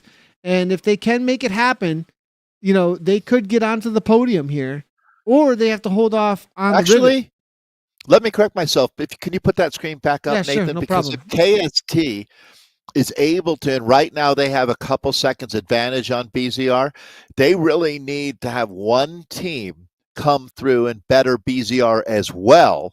And all of a sudden, they end up third on the season, right? So they need a little bit of help. They can't do it entirely themselves, but it's possible now. Based on if they're tied on points, it's going to be the best ride in this team time trial. That's the decider. I believe that was the countback. So yeah. Huh. Well, that's it makes it a little closer, doesn't it? When you realize that if they're tied, they would get the win on the tiebreak. Well, here's the team we're talking about. What do they got left here? They've got Klein, they've got Brantoff, they got Anderson. Smed is here as well. Histven is here. So this is the situation, Dave. They've got what looks to be a solid group. They're going at 65 kilometers per hour downhill. They've got distance on OTR behind them there at 23 seconds.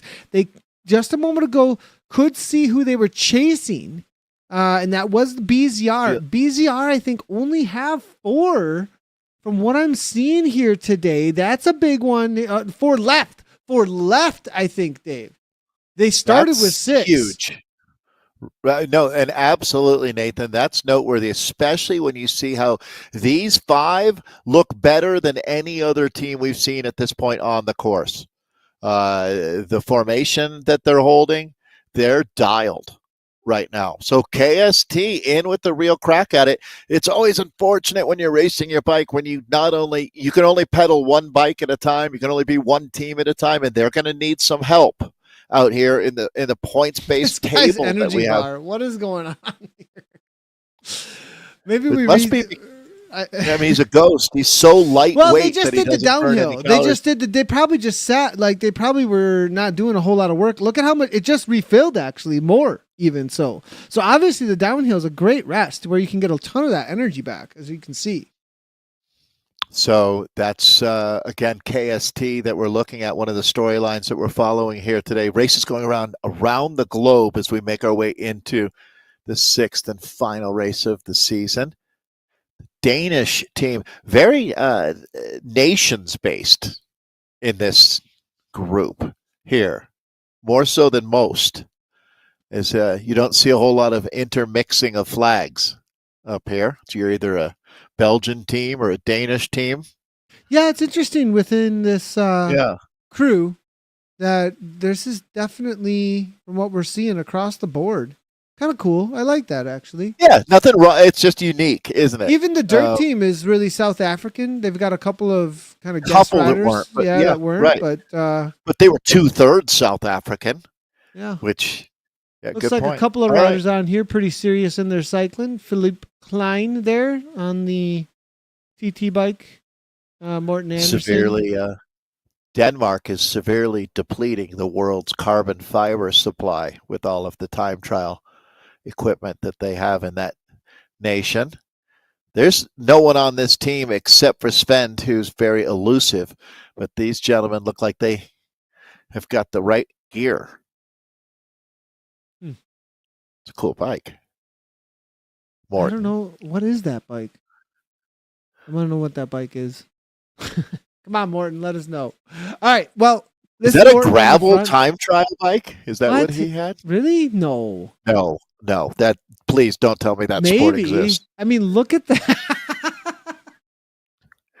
It's just a time trial bike. Don't tell me that sport exists. Don't tell me that. That somebody will clip that in like 5 years from now when we have that sport full-fledged. Dave Towle.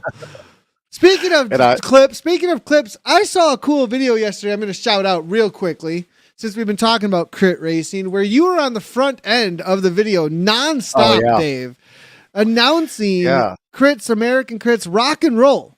Right. What is that all about? American Cycling Cup? Or what is it? Criteria? American Criterium. Yeah, Cup. Was what the main focus, it seemed like, of the rock and roll video was that went out on YouTube. What were you going to say? You were going to say you didn't realize? I didn't know that I was going to be in the movie, really. So that was all kind of a surprise to me when it came out. I was when it started, I was like, that sounds like me. And then it was. So, yeah.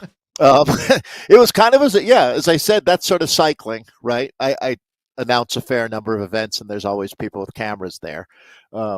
And that was from the Littleton Criterium that we had here in Colorado, part of that ACC series. I'm glad you saw it, though. Suddenly you start watching a video that got linked to you or linked somewhere, and suddenly you're like, well, that's my voice. Oh, I'm in this movie. How am I in this video? What's going on? Yeah, I think, is it on YouTube now? I think it is. Yes. Right. Yes. We Are Rock and Roll is what you would search for. We're getting requests actually for finish times for the C category, and we can. But Gabriel, we want. What are you looking for? Exactly which category you're looking for? If you do have requests for times, we can bring them in as we wait for a lot of these riders to come across the line. We definitely want to help out with that, but we got to know which event specifically that you are looking for before we can help out with that. For this one, we can go ahead and show you the times currently for EMEA Western 1. Here they are for the C category. DZR at the top. Why don't we run through these real quickly for everybody? Nathan, you've got a Crazy Frog up against a Hellhound. I challenge you to pick a winner. Falcons. Those are Falcons. Those aren't Hellhounds, are they? Where's their Crazy Hellhound? Frogs? Crazy Frog. Oh, I'm saying just based on name alone, different category. Yep. But if you had a Crazy Frog and a Hellhound in a field, I don't know who I'd pick on that, because Crazy can beat Strong. That's for sure. DZR, Crazy Frog. Is it a poisonous frog? That's the question. Yeah, right. Yeah. I mean, who knows? So the Down and Dirty Falcons, good catch there, Nathan. So the D&D Falcons there at 23 seconds. That's manageable. So we'll see how the pacing plays out. As this is, you said our C's. It is our C's for the EMEA Western 1. So again, from the top of the table, fastest time right now, DZR. It's going to be Down and Dirty Falcons second. Scanalatori Seriali. They're sitting in third, 13 seconds behind the Dirty Falcons. Only 1 second ahead of DZR, the Red Winers. It's E-Cycling Denmark C Team Galton in fifth right now, as they sit 5 seconds behind fourth place. DBR Thunderstorms in sixth. Hexagon, the C Cyclists. I love the Hexagon program. Great job across the board there. FWP, the Decafs in ninth. I'll hold on that because they're going to have their refresh time coming in from 26K out. I am looking. So it's Fiery Rhinos just slotted in seventh there. RR, Fiery Rhinos with the 42.29. as they are now our 7th fastest team through the 26K check. That's your C's. Thanks for asking. Let's jump across real quickly to the ladies' results so far. So this is how things ended up. Level B's brought it back, Dave. How? How? Wow. Like, look at the back They were and 8 forth. seconds. Right. Look at that back and forth. I was saying 8 seconds back that they were, and they come back to win. So great job, Level B's. It's going to be Dragons in at second. How close was that at the finish line? 14 seconds, if I'm reading that right. So they really charged the last few K, which is so hard to do when you look at the profile on this course. I'll let you speak to that, Nathan, but that's really impressive that they were 8 seconds back. So that's a 24-second swing there. That's something special from the Level B's. Correct me if you see I'm saying something wrong, by the way, Nathan. You know what it was? No, you're right. And you know what it was, Dave? It was the downhill, I think, with the speed roll and then just the pure power to the line. Probably Dave, Elise Gallegos screaming at you.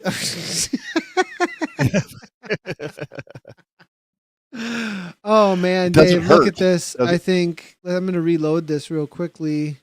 And we may have a situation on our hands. And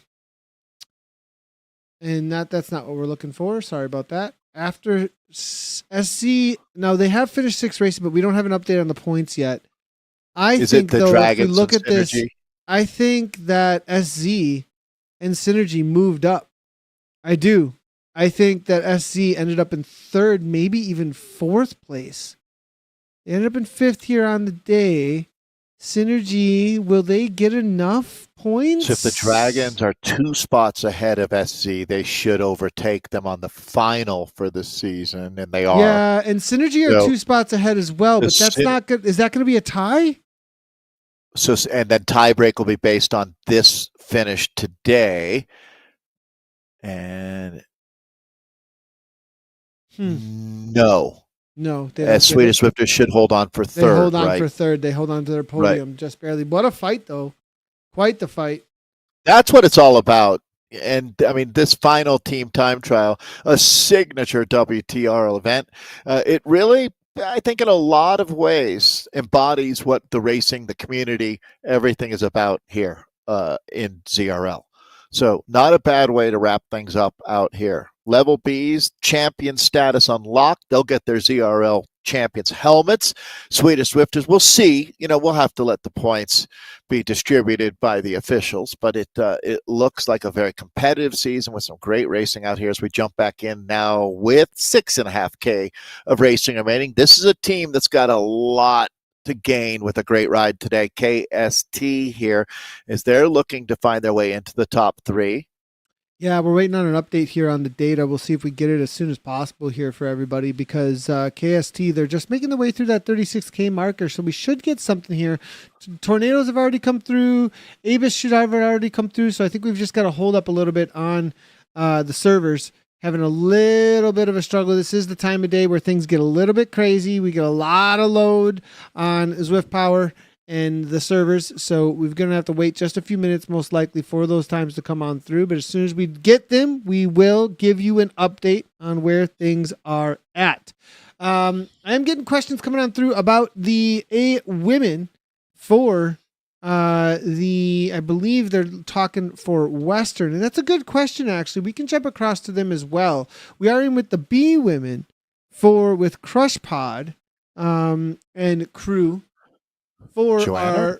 this is going to be the Western 1 women's EMEA, and Crush Pod, they have been one of the strongest teams in the world, that's for sure. Always somebody to be watching out for.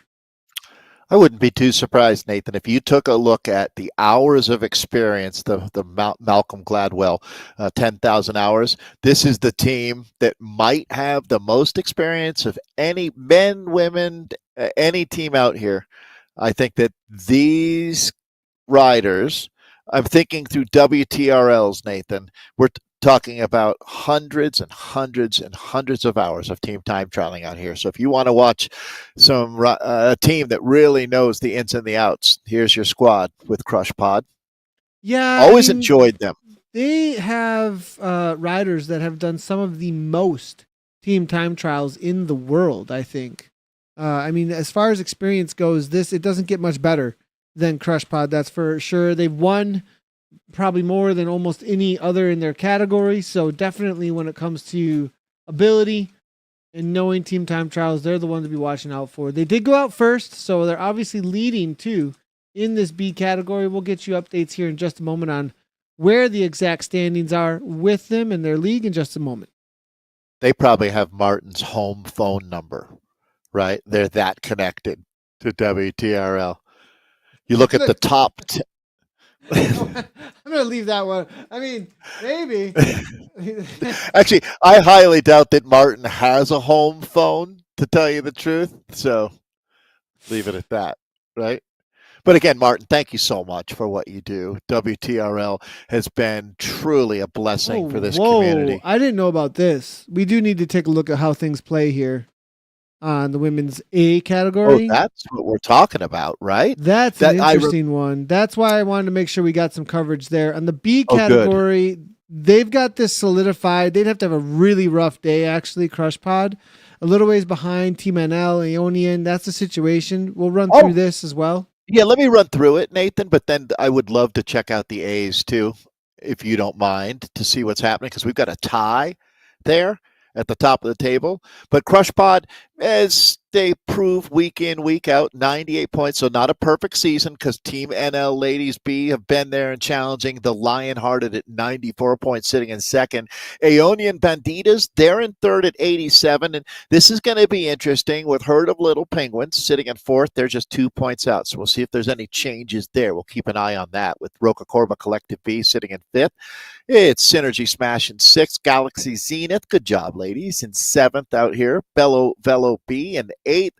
LEQP Renes, powered by Stages in ninth, and then Socks for Watts Pizza Party rounding out our top 10. That's the B women that we're looking at in ZRL. Their final race well underway now, but I don't know who the viewer was, but we certainly appreciate their shout out, because these women, this is the heart and soul of ZRL. Aeonian Aces, Wahoo Lacole Vitesse, these BL13 Rockettes, I Race Like a Girl, Team Castelli, and Coalition Ariete. These women truly are the spirit of esport racing. And Aeonian Aces, Nathan, and Wahoo Lacole, I haven't had a chance to peel back the onion and see exactly who our starters are yet, but I do see that Cecilia Hansen is out here, Daniela Estrate, so Vicky Whitelaw, Leah Thorvaldson. Clearly, this is the Aeonian A squad that you've got. Hansen, one of the greatest of all time, folks. Thanks a lot, Neil. Lewis Jones for the quest, and we will definitely be in on this. Hi from Wales. Thanks a lot for tuning in. We appreciate you very much. Quickly, so we will jump across with these A category. I did just peek for a moment that the men with KST are making their rounds. They have made up time on the BZR Lions. This was a big question mark again.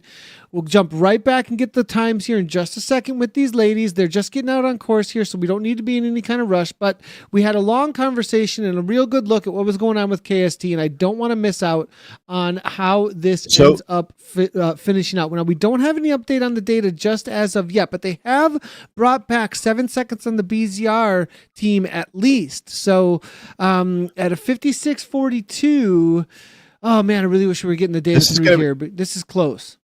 So this is kind of the classic Las Vegas parlay. They need two things to happen.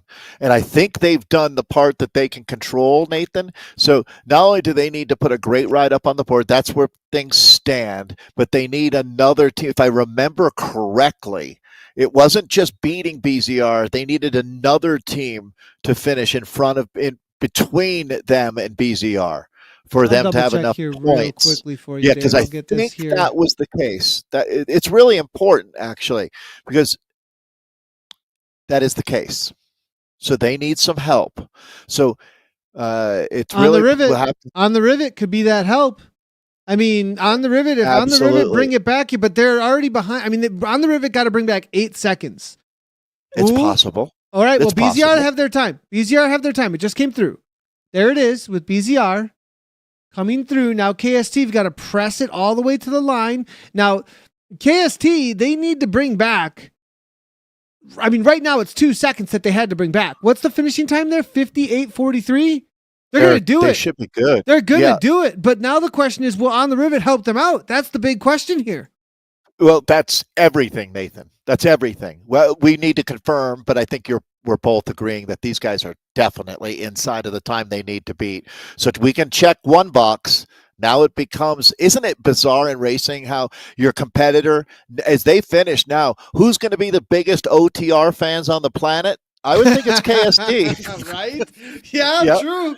Very true. Oh man, this is close. This is good racing out here today.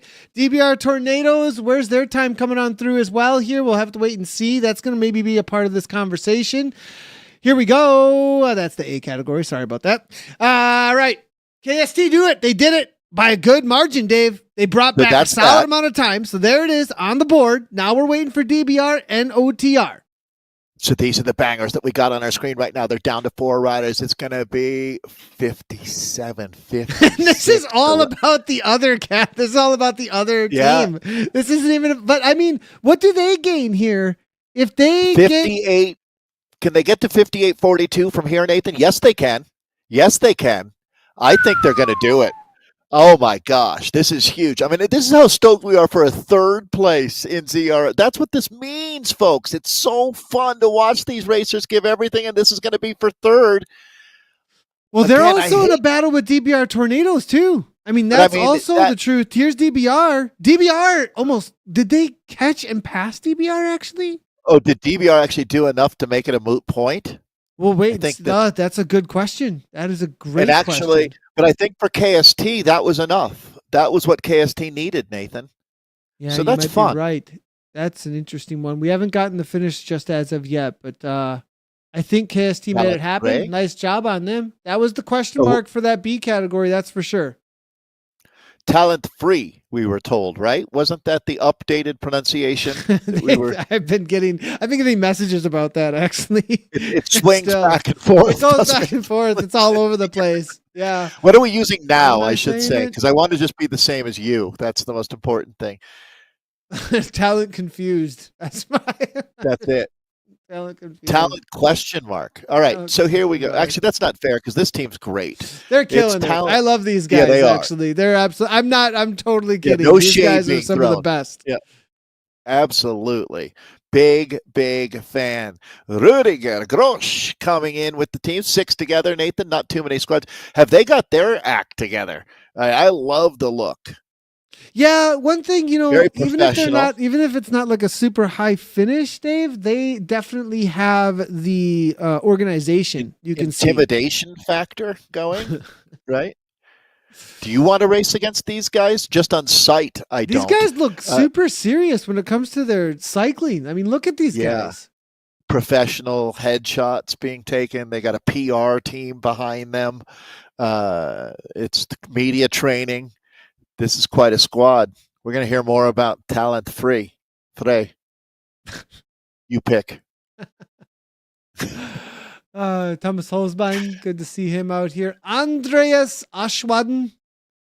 Now, it looks like all of them are in real life cyclists for sure. They've all got Fabiniers here as well. Good job on talent free. All right, now, Frank Fabinier, he's been the last one. Oh, wow. This guy is serious MTB, like the Fox Fork. One of my favorites, that one. That orange one specifically. Level 59 Zwifter. I wonder what he's Nathan, crossing that some sort of a looks lake like or something. you. Or Frank is channeling his inner Nathan. You know what I mean? Like the style on the bike, that is absolutely. Yeah, that actually I could Photoshop your face. Oh gosh. Yeah. Okay, we're changing. What are the ladies doing? Get off that.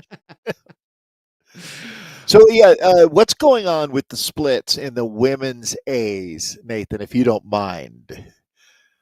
pretty mind. early. Well, I mind. you do mind. Okay. Well, we'll revisit that. Well, no, I don't mind. The ladybug on my keyboard minds. So What's going on? Wahoo Lacole, Nathan, I love this team. And, I was really impressed with Laura Simonich as well from uh, the last week. I really had a chance to enjoy the Zwift Academy broadcasts. And she showed a tremendous amount of class and character. We know Maddie LaRue from racing here on many times, Nathan. It was actually the Wahoo Lacole team that she raced for. It still does, I believe, in esports. Well, maybe not anymore now that she's a world tour rider, but what a world-class person. She's been fantastic. And Nathan, wasn't it great to see good things happen to good people? And I do feel, though, that Laura Simonich will have her day as well. So it's really nice to see. All really, really strong riders across the board when it came to They the Zwift Academy. They couldn't have done a better job with that broadcast. If you haven't watched it, I highly recommend it.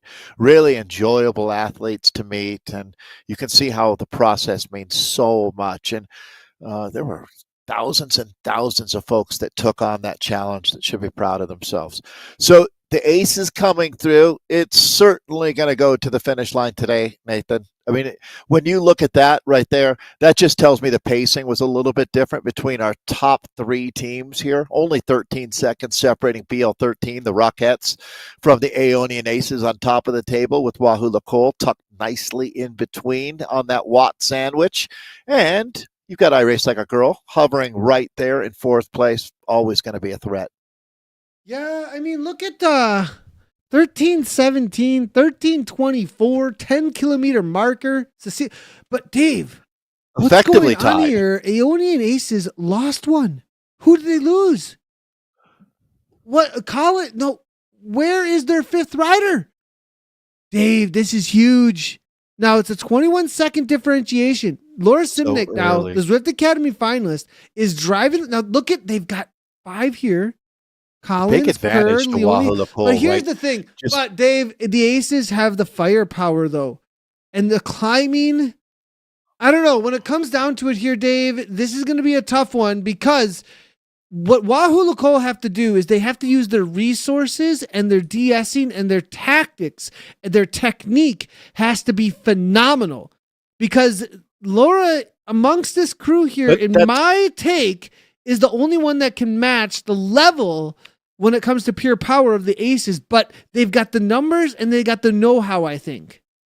I believe it's Ellie Sykes is the Aeonian rider that is not with the 4. Yeah, that would. Yeah, I can see that. I can see that. That makes sense. Good call. Okay, so just want to clear that up. I'm going to say, Nathan, right now with Laura is a human locomotive out here, and I mean she might count for 2 riders herself, to tell you the truth. As coming out of Zwift Academy, you've either got the best form of your life or you get sick. One of the two things happen basically after an experience like that. And it looks like Laura is one of the lucky few that not only did she not get sick, but it's almost like riding a grand tour. When you finish it, you're a different human being. And I think that Zwift Academy, to tell you the truth, if you take that seriously, go all in, completely commit, you're a different human being in a positive way when you finish that as well. And Laura Simonick, look at this pull that she is taking. She's been doing 5 watts per kilogram for like the last minute on the front, Dave. She's been absolutely smashing.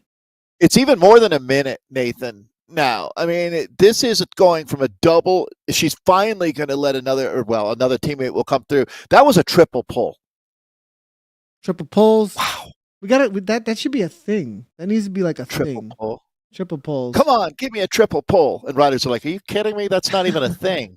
Yeah, guys, Stefan. Good to see Stefan Schaefer coming on in from the ZRG earlier. If you didn't catch this earlier in the broadcast, and you're just tuning in, he's letting us know what he used for his AI generator. And he said muscular, road cyclist, and mountains. Well, it worked out well for you there. And for a while, Stefan, we debated whether that was really you or not. So the AI is working really well. Well, hey, Dave, thanks for being Aeonian are kind of doing what they're doing here. But look, Leonie May, good on her. Heads to the front. 5 watts per kilogram, matching Hansen. Now, Hansen has got a gap here a little bit here, Dave. Hansen is so strong. Yeah. 4 riders, and oh, man. This is going to be interesting, Dave. I don't know. I can't call this at all. 23 seconds is a lot. That is a massive gap.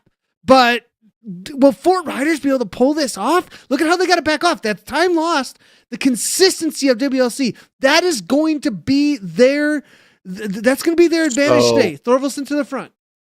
So Lucy Collins, I mean, when you look we have two Zwift Academy finalists here from different years, the first ever and this past year. That's pretty cool to see. Yeah, very much so.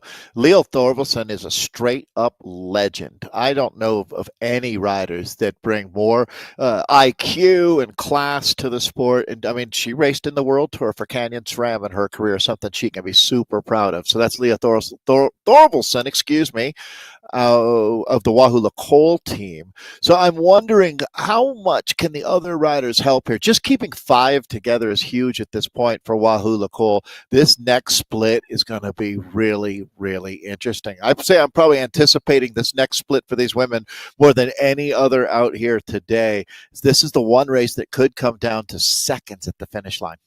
Yeah, Dave, again, I don't think this tells us anything until they're over the top and what actually happens on the flats after this into the reverse KOM. 24 seconds. I'm getting worried for WLC, honestly, but when I see what they're matching over and over again. I feel like they're holding this. And their advantage comes in the last 10K big time. If they have 5 together with these riders, all of a sudden they can bring back 15K, but they're not going to bring back 40 seconds. Yeah, so now you see Laura Simnick now pushing to 6.2. Look at the speed. Now they got to jump on right now, though. This is huge. This is a great move here by Simnick, and the tactics. Look at that, how she comes through. They jumped right on the wheel. That was so smooth. So smooth. The speed that they gained through this flat section, they're already up to 39 kilometers per hour into the 40 kilometers per hour. Dave, that was perfect. That's seconds right there. That's like 5 seconds they gained right there. And this is what I'm talking about. Their technique could be superior where they could win on the day. It's hard to believe that we'd ever say something like that, Nathan, but I completely agree. You were watching not Zwiftcraft, master class Zwiftcraft from Laura Simnick there. That's massive what she just did for the team. That's more than a marginal gains. That's a massive full second gain, I would say, by the play that she made right there, bringing the speed up by more than a couple kilometers per hour in with that technique was huge. Here comes Lucy Collins. Lucy Collins, that needs to be speed. That needs to be speed. See, that's where things get rough here now. Is she actually taking a pull or not? Is because if Simnick is going more than her, all that's happening at the front, all that's happening at the front there is a roll through slowdown. You got to be careful with those. And that's what I'm talking about. When you do not, that was tough to watch for me because Simnick actually never lowered her watts per kilogram. That was one of those moments that was like, I'm pulling. What is happening here? We can't lose our positions. It's all back together correctly here. Now down to 27. I can't really tell you what they lost there. I can't tell you because the gradients don't speak to us about the speed then because they're changing so much. So we don't really know. But I do think a little bit might have been lost there. Just a little. What do you think that? So with all credit to Lucy Collins, right, was that just her being a little bit too stoked and thinking that she could get up there and take a pull? Here's what I think. I don't think that was actually taking a pull. I think that was Laura's acceleration. That was the rubber band from way back when Laura accelerated and the speed that then overlapped from back all the way to the front at that point. Maybe. So if you make it a coach, if you make it a coachable moment there, what Lucy did was just made a little too much power at the wrong time. Maybe. Or I'm not in the DS's chair. I don't know. Maybe somebody said go to the front, but to look to me like that was an overextension of speed with a little bit of a worrying through that section, or maybe a miscommunication about who should be at the front at that moment.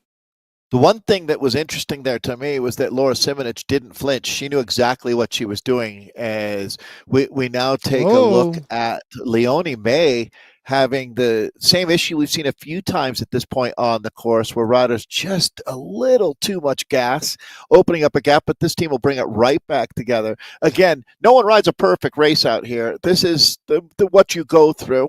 The rhythm of the race has things going a little bit haywire. This is a tough spot now with Kerr because they need the 5. Well, I don't know if they need the 5. The questions start happening, though, don't they, Dave, at these moments? We can't slow down. We need every second that we can gain on the climb. We're going to keep it at 5. We've agreed at 5. Collins is at the front at 4.7 now. They've come under 5. Simnich comes back to pick up Kerr. They're bringing Kerr with over the top. They're telling her to hang on, Kerr. Come on, just all the way to the top with us. You know that's what's being said in the Discord. Grab onto Laura's wheel and roll through.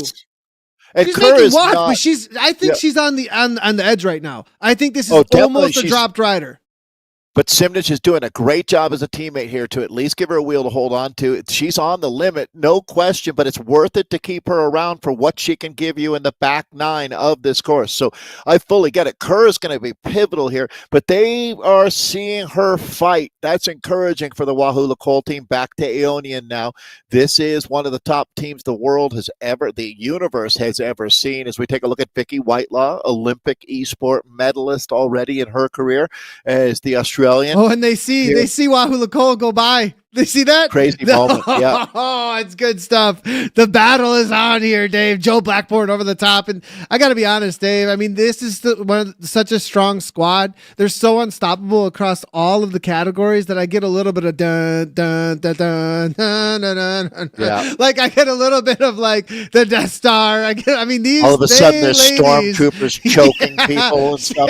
Right. The stormtroopers got choked, I think. That's true. They got choked. Yeah, but I get your point, no doubt. The evil. Well, but the funny thing is, there's not one woman on this team that really does a good job being evil in her persona. No, we're just talking about the domination factor. Yeah, it's imperial. Oh, yeah. It's imperial, that level. Closed fist. Yeah, they crush. No doubt. And you know what, Nathan, I'm with you. I mean, I think that this is Wahoo Lacole's challenge. Aeonian have been dominant. And Wahoo Lacole here is looking to upset. As I saw Benji saying the other day, I laughed that a young Belgian kid references The Wire, but saying, when you come for the queen, you best not miss. And I think that's the case out here as well. They're coming for the queen. And interesting. 6 watts per kilogram consistently on the front. This is they're so good. Dave, they're just so How good. How good is Daniela Estrate? I mean, now, can Wahoo Lacole pull 6 on the front? Can they match the speeds? Going to be the question. Will they have the right roll through? That's going to be where it's at. And they do. Leonie May right to the front. Now is there going to be another one and another one? Now they have to really get this roll through going with the right rest. Will they get in a good rhythm or will it get confused? That's always a big question mark. Are they going to form too many gaps? Will the third rider jump on like they need to with that roll through? Will Collins get away too much? See, you can see these situations, Dave, where whether or not they got the right organization with this roll through without losing the group, it's a major task on this downhill. You can't just sit in if you're looking for time on the downhills. No, and that's the difference, isn't it, between a championship squad or another good team out here is, yeah, it hurts and you're looking to recover, but if you can't come over the top and throw more watts at it, you're probably not going to beat a team like Aeonian. So that's what Wahoo Lacole is up against. Boy, they've got the right riders in the right places. Lucy Collins now getting a big dig in. Great job by Collins here. As Dave, here we go. She turns. This is, it's opened up, Dave. It's opened up. Well, I think we said something like if it was 15, 20 seconds, it was doable for Wahoo Lacole. It's just outside of that, isn't it? So it's still not over. Let's see if they can pull off something really special out here. It's going to have to be something special, that's for sure. It's time to take a couple of gels and get almost half a minute. Afterburners going here. Come on, Wahoo Lacole. I'm rooting for him, to be honest here, just to make it a good race. Just to make it a good race. Problem is, Nathan, is Aeonian's a team that typically doesn't knuckle under. They don't fade. So it's going to come down to an exceptional ride from Wahoo Lacole, but they're up for the challenge. Here we go. Down to the last 15 Ks. You got that right, Niall. Niall knows what he's talking about. Well, and you know, the truth is a lot of these ladies, they are ramping up for Zwift games. They're all on point right now. You know, Hansen, Whitelaw, Strate, they are they're peaking. They're 100% peaking right now. And, you know, Leonie May, Collins, Thorvaldsen, Simnik, they're all here, but I'm not sure they're going to be peaking at the same level, perhaps, that Aeonian is at this moment. But it's a 4v5 situation. The only made pushing 6.7 watts per kilogram. We saw that a moment ago from Cecilia Hansen here. There's a lot of time that can be gained. They still got 12K or so to go. I always love looking at comeback stories. And, wouldn't it be something if Laura, Nathan, were able to win outright the overall at Zwift Games after coming so close to winning Zwift Academy? That would be really an interesting outcome, wouldn't it? When you look at potentiality there for so many different athletes, that's a story that it would certainly make a lot of people smile. That's for sure. Because she's been out here really, really working hard, and you always wonder, like where is the reward for these athletes? And that would be a fun story. Definitely would be. Collins now to the front. This is the situation. WLC versus Aeonian. So we've been following this for a little bit here now. Let's go ahead and jump across and take a look at some of the times here for the B category as well. Crush Pod now are at the top. They've just come up over the top. That's the Dirty Beast. Sorry about that. They killed it today, those hellhounds, didn't they? They did. They absolutely smashed it. Well, they're going to get, it's time. It's a category. They're not going to like that, but it's probably time for the A's here for them. Now, Aeonian Banditas, Dave, look at that. Yeah, a little quicker.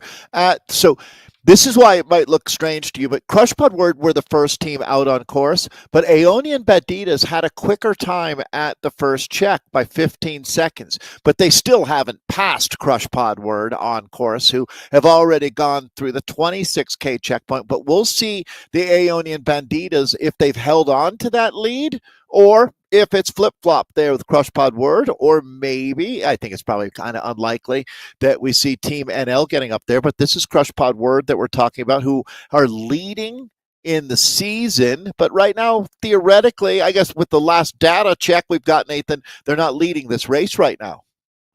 Yeah, interesting enough. We're waiting for the Banditas to come over the top. They may be, because we are waiting for the Banditas to come over the top of the climb, but the Banditas on the flats at the 10-kilometer marker had a 13:33. That's a big gap, too. That's 15 seconds, Dave. That's a massive gap, honestly. And they weren't the second place team coming into this one as well, so I think they should be third. Well, it's just a guess, though. But the Banditas here, they went out hard. This next check, though, Nathan, tells us everything about their pacing. If they went out too hard, they'll be paying a price here. We just saw them go by, actually. I wish I could jump in with them. Let's see if I can find them. They're still heading uphill. I really want to see what kind of pace that they're holding. It just came in, and they definitely now we've seen Crush Pod retake the lead here. Whoa. Yeah, they have.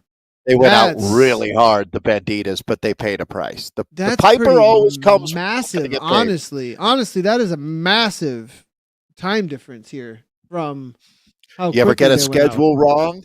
Yeah, I mean, that's like, I think anybody back from my era, Nathan, when you did team time trials, if you got the schedule wrong, it's bad when you get that first time check. And you realize, like, we way overestimated our ability here, guys. Well, here we go. Team NL ladies. They're in a battle now with the Aeonian Banditas. I wasn't expecting that one, but it looks like NL ladies. Good on them as they make their way downhill. The Banditas behind. Well, Banditas over the top now. They've got the 6 seconds. Nathan, can we take a look at the season again? We do so many different races. I just want to check back in on that. Actually, I'm not sure we actually got a good look at this anyways. So let's go ahead and take a quick look. Go ahead. Thank you. Okay, so NL ladies, so that was the order that they started in there. Crush Pod. So really, Nathan, back to that storyline of Team NL ladies with 4 points back, it's a bit much of an ask if we're at this point in the season to think that the other teams are going to be able to roll Crush Pod Word out here today.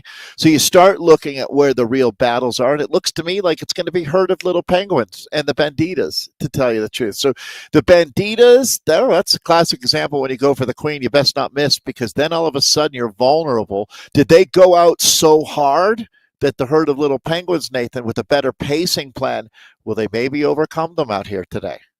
I am not rooting against you, Aeonian, by the way. I feel like that's what it sounds like if you listen to last minute. I'm pulling for Aeonian all the time. But it Penguins are is good nice though to too see. with Roca Corba Collective. I mean, these are the teams that we've been in with for years, Dave. I mean, when we first Absolutely. started doing this, WTRL TTT. I mean, these are all teams that we have heard of and been amongst with the team time trial for years at this point. It's Big great to time. be back in with these ladies. And Heard a Load of Penguins versus Banditas. This is, the fun thing about all this, Dave, is all these ladies know each other and they know exactly who they're up against and the battles that have played out over the years. And they can recognize there's that accountability, Nathan, and they also recognize when someone has really done a lot of work and deserves a pat on the back. And I completely agree with you. That's what makes this community special. That's for sure. I mean, how many times have we talked about these teams? I mean, let's be honest. We even have Aeonian hats. We've got merch from some of these teams. So that's how things stand. Okay, Whoa, what heard a is little going on with Penguins. Roca Corba Collective today? That's the ride. Wow. From fifth to So second, they were in fifth on the standings. Now they're in second for the time over, and that's a time over the top of the KOM. That's the Volcano where they got that. Yeah, that's a very telling check where that was positioned there.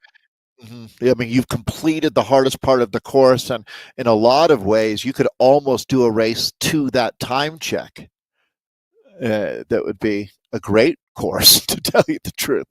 But looks to me like now the story is, Nathan, you nailed it. Roca Corba Collective, can they move up into third place today? Well, the Banditas would have to really, really play it wrong, and I don't think that's going to happen, to tell you the truth, because we're in They've with got the Aeonian six still. squad. They still have six. Yeah. It'd be a tough one here. Talking of Roca Corba, though, here they are. As it's going to be Estcourt, it's going to be Megno, Hardman, and Sharp that are left. So there's only 4 left, actually, with this crew right now. All right, so and we've talked about how at this point that 5th rider makes a huge difference if you can distribute that workload amongst 5 versus 4. Definitely gives you a lot more time to recover. But so many of these teams, Nathan, are relying on riders taking double poles out here. It really is a unique challenge on how you spread up the workload amongst teams on a team time trial day. As we're stuck in now here. Just about 14K to go for Roca Corba. Crushpod Word is riding away with this one. Over 1 minute now, the advantage that they've got. Not a huge surprise. This is their speciality, Nathan. Crushpod is as much of, we talked about that earlier in the broadcast, actually. But this team, when you look at experience, there is no team that I could think of that has more experience than Crushpod Word out here. Yeah, it's true. And, I think they held off early on with their timing, and it's paying off, as you can see, for sure. Here's the Herd of Little Penguins. Currently sitting with 4 riders, as you can see. They had to let go of On Lenz, it looks like. Catherine to the front now for her. James, Edwards, Zoe, all together. Good to see. One of them, is that might be client side, but is Edwards actually on a Tron bike? Interesting if that's true. Maybe for the climb. How big of a difference? How big huge. would that be? It's I mean, massive difference. Honestly, massive difference. Well, she's not letting it affect her. That's impressive. Some people do this for the climb.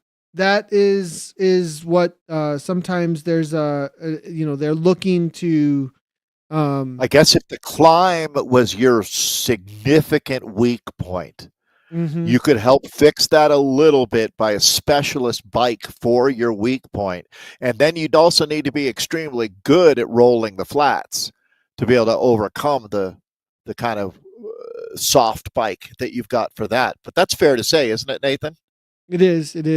And it may Also, I've seen people do it. I have seen people purposely use a different bike specifically to try and get an advantage in some sort of way like this. So it's a big question mark there for sure. It is interesting to see how the mindset being deployed there. This is the herd of little penguins that we're in with now. The names, they're so good. So we do have one final category that we have promised with our scheduling over on zwiftpower.com. I do know there's a lot that we've been covering through, and really, I did want to get as many of the categories up on screen with their finishes and everything as we possibly can, but everything's kind of running over the top of each other. So, but we are going to be able to jump across also to the men's EMEA Northern 1. And we are going to jump in with the Rhinos here real quickly. We'll check in with the time checks for the women's A's that we were just in as well. I know we had hyped up the Aeonian versus Wahoo Lacole.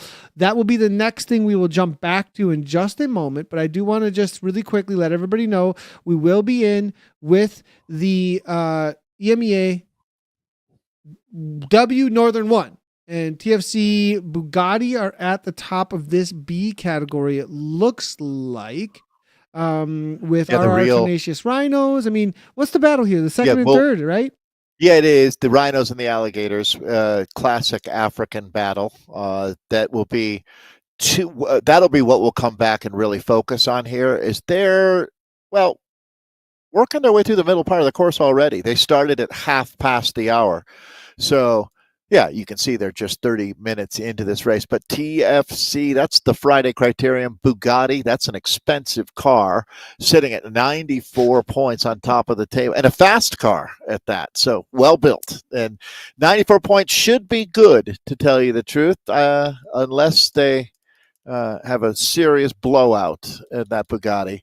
They are going to take the season, and we'll see if they can take the day as well, because that's what this is really all about. For those teams that have a nice buffer coming in, they want to go out on a positive note for sure. So the Tenacious Rhinos there from RR and Dirty Beast Alligators, 1 point separating them. So whichever team gets the better of those two most likely takes the second place spot out here, with Team NLB, the Cannibals, the Cannibalen, sitting there on 80 points in fourth. Wahoo Lacole Bandits in fifth. PTZ, it's the Evo Oliveira team, in sixth. They're only 1 point behind there, so we'll watch that as well, WOC and PTZ.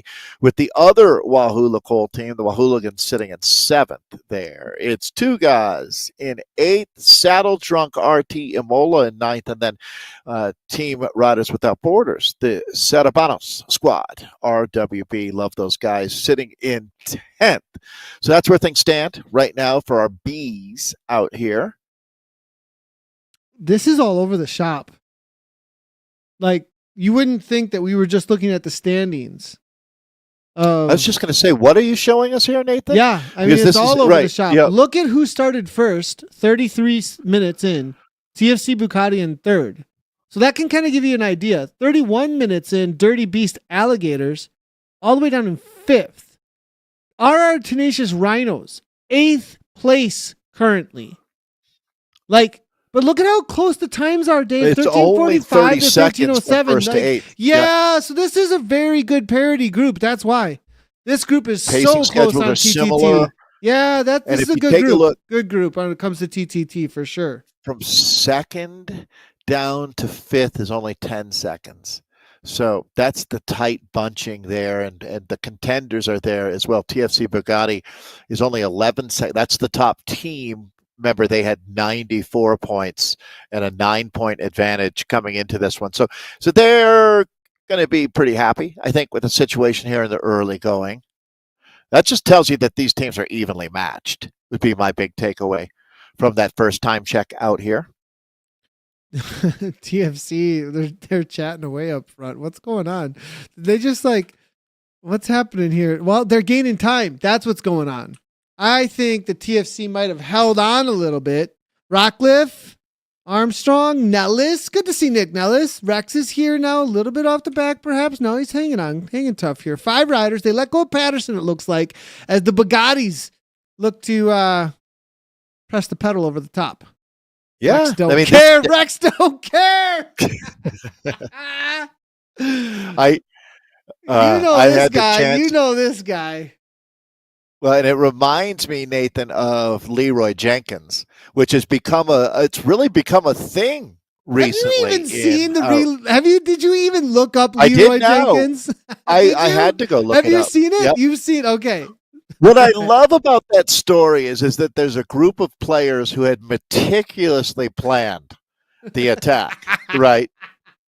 Like it was fully thought out. And then the guy's name is Leroy Jenkins. So he's screaming his own name out when he comes. It's quite a thing.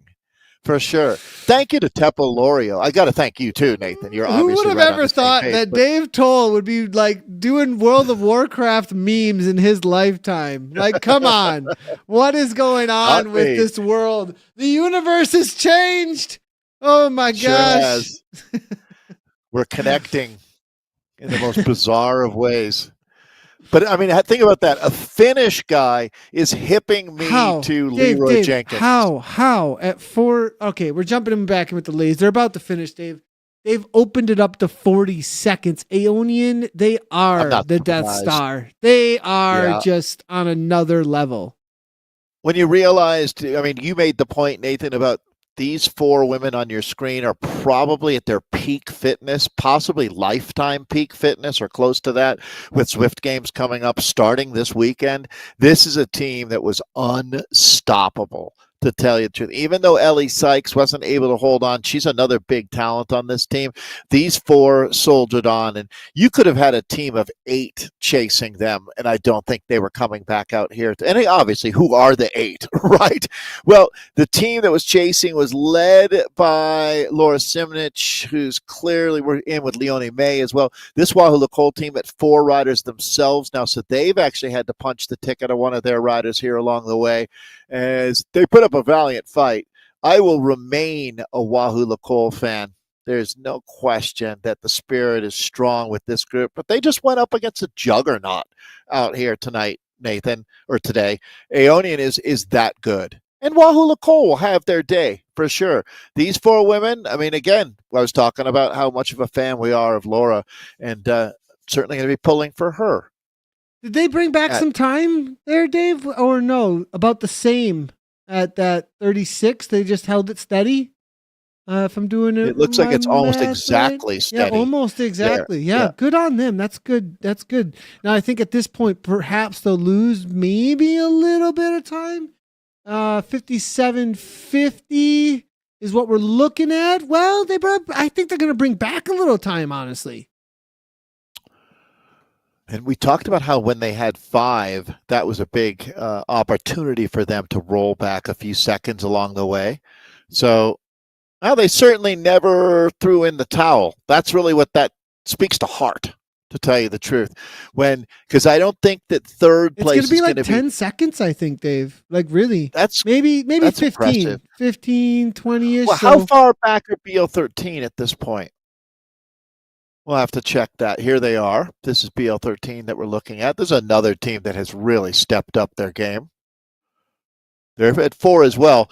It speaks to, Nathan, the top teams are going to finish with 4. I'm going to stick to that. You know, I mean, if you are really going all out for this, you don't have 5 riders at this point. You would have sacrificed that 5th to get a couple of seconds. That's the full-on commitment. It's hard to do, but it's truly part of the process. The last few seconds are the hardest to eke out. I'm being told, good to see Daz Carter, BL13, one of the founders, is hanging out in chat. He's letting us know that one of the riders that we're looking at right here, actually, Catriona Morrison, was World Duathlon Champion in 2006 and 2010. She's long retired now, though. Good to see. Coming from Scotland. That's awesome information. I would wonder if she's ready for a comeback. With these kind of efforts. I don't know if that's retired. Can you imagine what full gas was? Right. Well, world champion. It's yeah. Thank you, Daz. Big fan of BL13, and we had a great time with them on Wednesdays. I hope someday we get to do that again, Nathan. They were a really cool crew. to hang around with. The Yeah, BL13. they actually have a women's race series now going on, Oh, specifically with back-to-back racing as well. And there's just a lot going on right now, but there is some cool racing going on with BL13 on Wednesdays, kind of similar to a tiny races, but a little bit longer of a race, and a back-to-back well kind of like organized. sprint race that you can jump into. And they've doing a women's and a men's, it looks like now. So Right on. yeah, well, this situation, BL13 making the way to the line, and they'll be getting their result here in just a moment, but it's going to finish up this way, it looks like, with Aoni Aces, Wahoo Cole, BL13, and then I Race Like a Girl. In the B category, it looks like Crush Pod doing what Crush Pod usually does. We'll see if we can get an update on this, and they haven't finished just as of yet, but probably going to be a little bit over an hour, Dave, an hour out on course. Wow. Yeah, Long time trial. Long time trial. As we said, it's not the longest we've ever seen, but it's right there. It's in that neighborhood. As we see the guys, Rex Don't Care, TFC, coming up on 30K in. This is such a big day for data. It's just amazing to me what you do over there, Nathan. But we've got our final race of this block of racing. We'll be back later in a few hours with the Americas to wrap up this final race of the final season of this block of racing. This gives you an idea how close things were in that top 10, Dave, because now Bugatti are at the top and our Tenacious Rhinos are in second. They were all the way down like 8th before. Now we haven't gotten the times through yet, but it goes to show how close everything was. Yeah, right. The Alligators and the Rhinos, weren't they second and third? Mm-hmm. Yeah, you see that 1307 Wahooligans were in first, actually. PTZ were, I think, in second. See, what's happening is kind of with this group, the natural pecking order is asserting itself after they've gone over the climb, the volcano climb. As the cream rises to the top. I think that's probably the saying that fits the best right now. 100%. As they make their way over the top, Bugatti now, it looks like well organized. Do they know what they're doing? I think they know what they're doing. Look at this. Rex. Do we have a picture of Rex? Let's see if we have a picture of Rex. Oh, this ought to be good. Well, whether or not sometimes though you get hyped these up too much. So I don't know my American gravel. He let us know. He actually told us what it was. He told us. Is it Unbound? I don't think so. I don't think it is. No. You've seen the Shays Lounge that they've put out at it's become a thing to have a photo stop, a spot. Yeah, he actually put it in after one of our broadcasts. He let us know. Did he let us know what the race was, and now I read it, but it was like, oh, cool, thank you, but I didn't track it in my brain. I can't quite read his number plate there. The gravel isn't really distinct to any region of the country for me either. It's not land run or Mid-South, they call that now. I apologize. Well, anyways, that's American gravel. That's for sure. So what if it's not American gravel? What if it's is like somewhere else? It is. If I'm wrong, I will be really disappointed in myself. I've had a big day. I've already done a couple interviews this morning, and I've got more to do in between. So I'm kind of nonstop today. So I probably made more mistakes than usual, which is too many, anyways. So I apologize. He is American, though, and America is the home of gravel. You know what's really funny is like, what if none of that is right, and like everything about it was right? Like, oh man. No, he is American. That's definitely like listen. I'm telling you, he's an American, and I'm just going to take a guess on that event for him. But I'll give that to you in a moment. It's not a Belgian waffle ride because that's not the number plates. It's not Levi's Fondo either. So we'll figure it out. So all right, TFC. Have they done enough to deliver the result that will make them happy on a day like today? Because that's all that matters. Whether or not TFC is happy, they better be. Come on, 10K to go. Uh, Giant gravel, also known as cobblestones, that they're going over right now.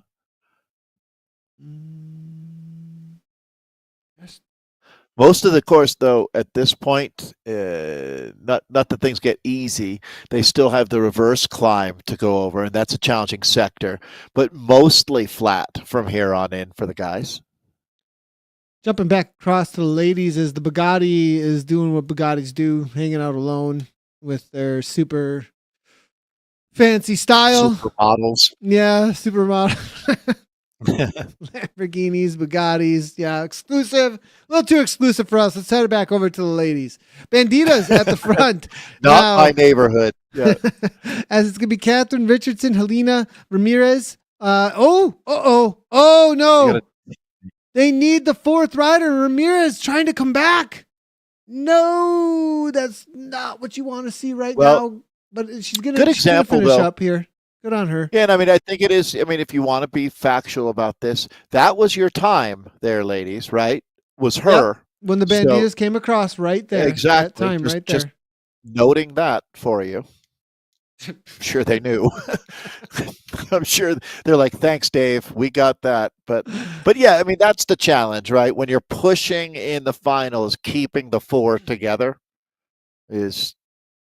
that's why we do this. It can be tough. That last K can be really, I mean, I'm racing You hate tonight. to work so hard to give up a couple of seconds after everything it took to gain them by just by just letting a rider fall out of the draft there. They've got it right here for Roca Corba, the four together, bringing it home. A few hundred meters and left. Know, Dave, what's interesting with Roca Corba is like they really came on during pandemic TTT time. And they've stuck it out. It's great to see that they, formed this team with Ashley Moomin Passio. And then now we have this consistent squad that shows up and races ZRL. It's so good to see. I think it's a good example of the biblical you reap what you sow.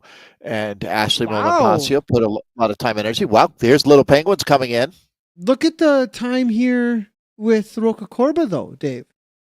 Look at that they take second on the day. I was not expecting that at all. They came in, not a favorite, 5th place on the day. They end up second, Dave.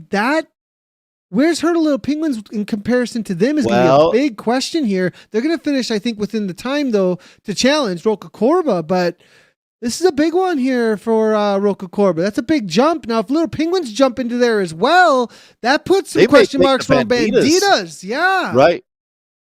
Yeah, so that Roca Corba team that we just saw finish might have climbed 2 spots on the table. We won't know till the dust settles out here in Watopia, but that'll stop the clock there for the Herd of Little Penguins. We'll pick up Synergy.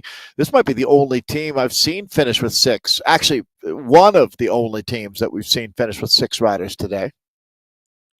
Yeah, Vanka out of the Netherlands, it looks like. It's impressive in a different way. Right, I was just saying how the teams that have really, really gone full bore will finish with 4, but teams finishing with 6 is impressive in its own right to me as well, that they're able to keep everybody in the conversation. It might not be the absolute fastest, but it's certainly good for morale. What's going on at that time with the Penguins? 105? Is that right? No, see, it's all over the place here. It's just it's looking for its update. It's figuring out what's going on. Yeah, we don't have an update just yet. We're waiting on that one. I want to know what happened there. That's why I'm waiting on that. I really want to know what happened with the Banditas, Roca Corba, and Little Penguins, because that is going to be a deciding factor with this standings here. I think Team NL, they're safe. They got 3rd so far. But I mean, regardless of anything really changing here, they're going to hold on to their 2nd place overall. It's the Banditas to the Roca Corba. That's that 4-point gap right there that really is in question right now, depending on who comes in where between Level Hornets, Herd of Little Penguins, Synergy. I think the Banditas are going to be okay, actually. Yep, and you were right. Her little Penguins, they come through and they're behind Banditas, so that's going to solidify things for the Banditas. Now, her little Penguins versus Roca Corba. It's another question though, and I think Roca Corba jumped up over them today, Dave.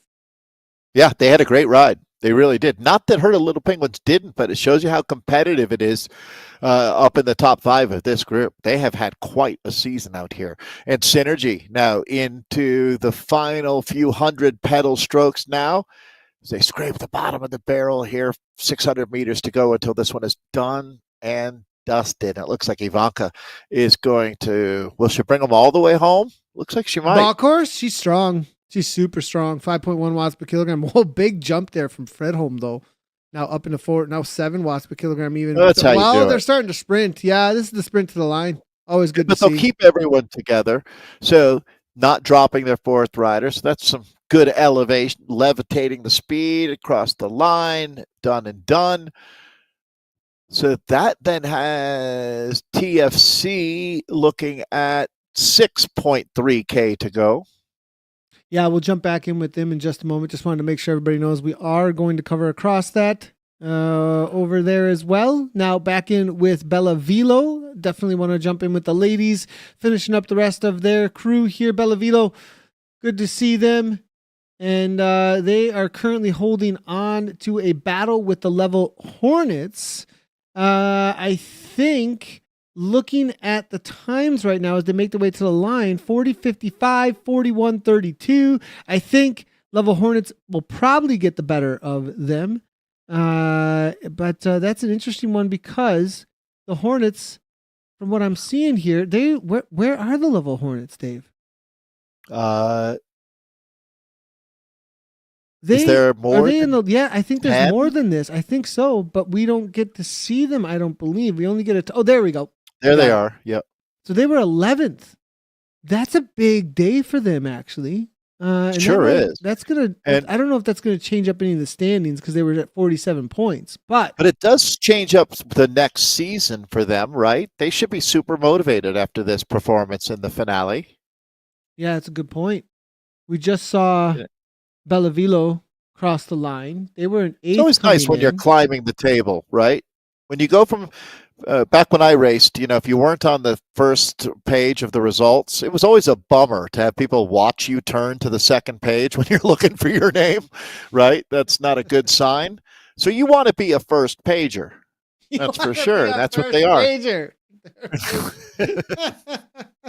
I believe that we literally had that term when I was a junior. Really? Really? That was like a term. First pager was a thing for sure. Well, back when I raced, we had 150 kids that would show up for a junior 17-18 race, right? So there are a lot of athletes.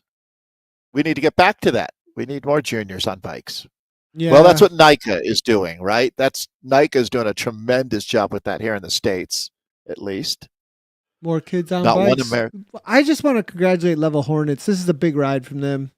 Really. Martinson, Miem, Shamber, Brody, all coming across the line. Big ride for this Level team. Nicely done. Well done.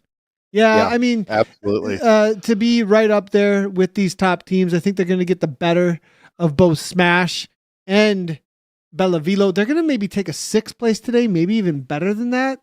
103. Dave, this is a crazy good time, actually.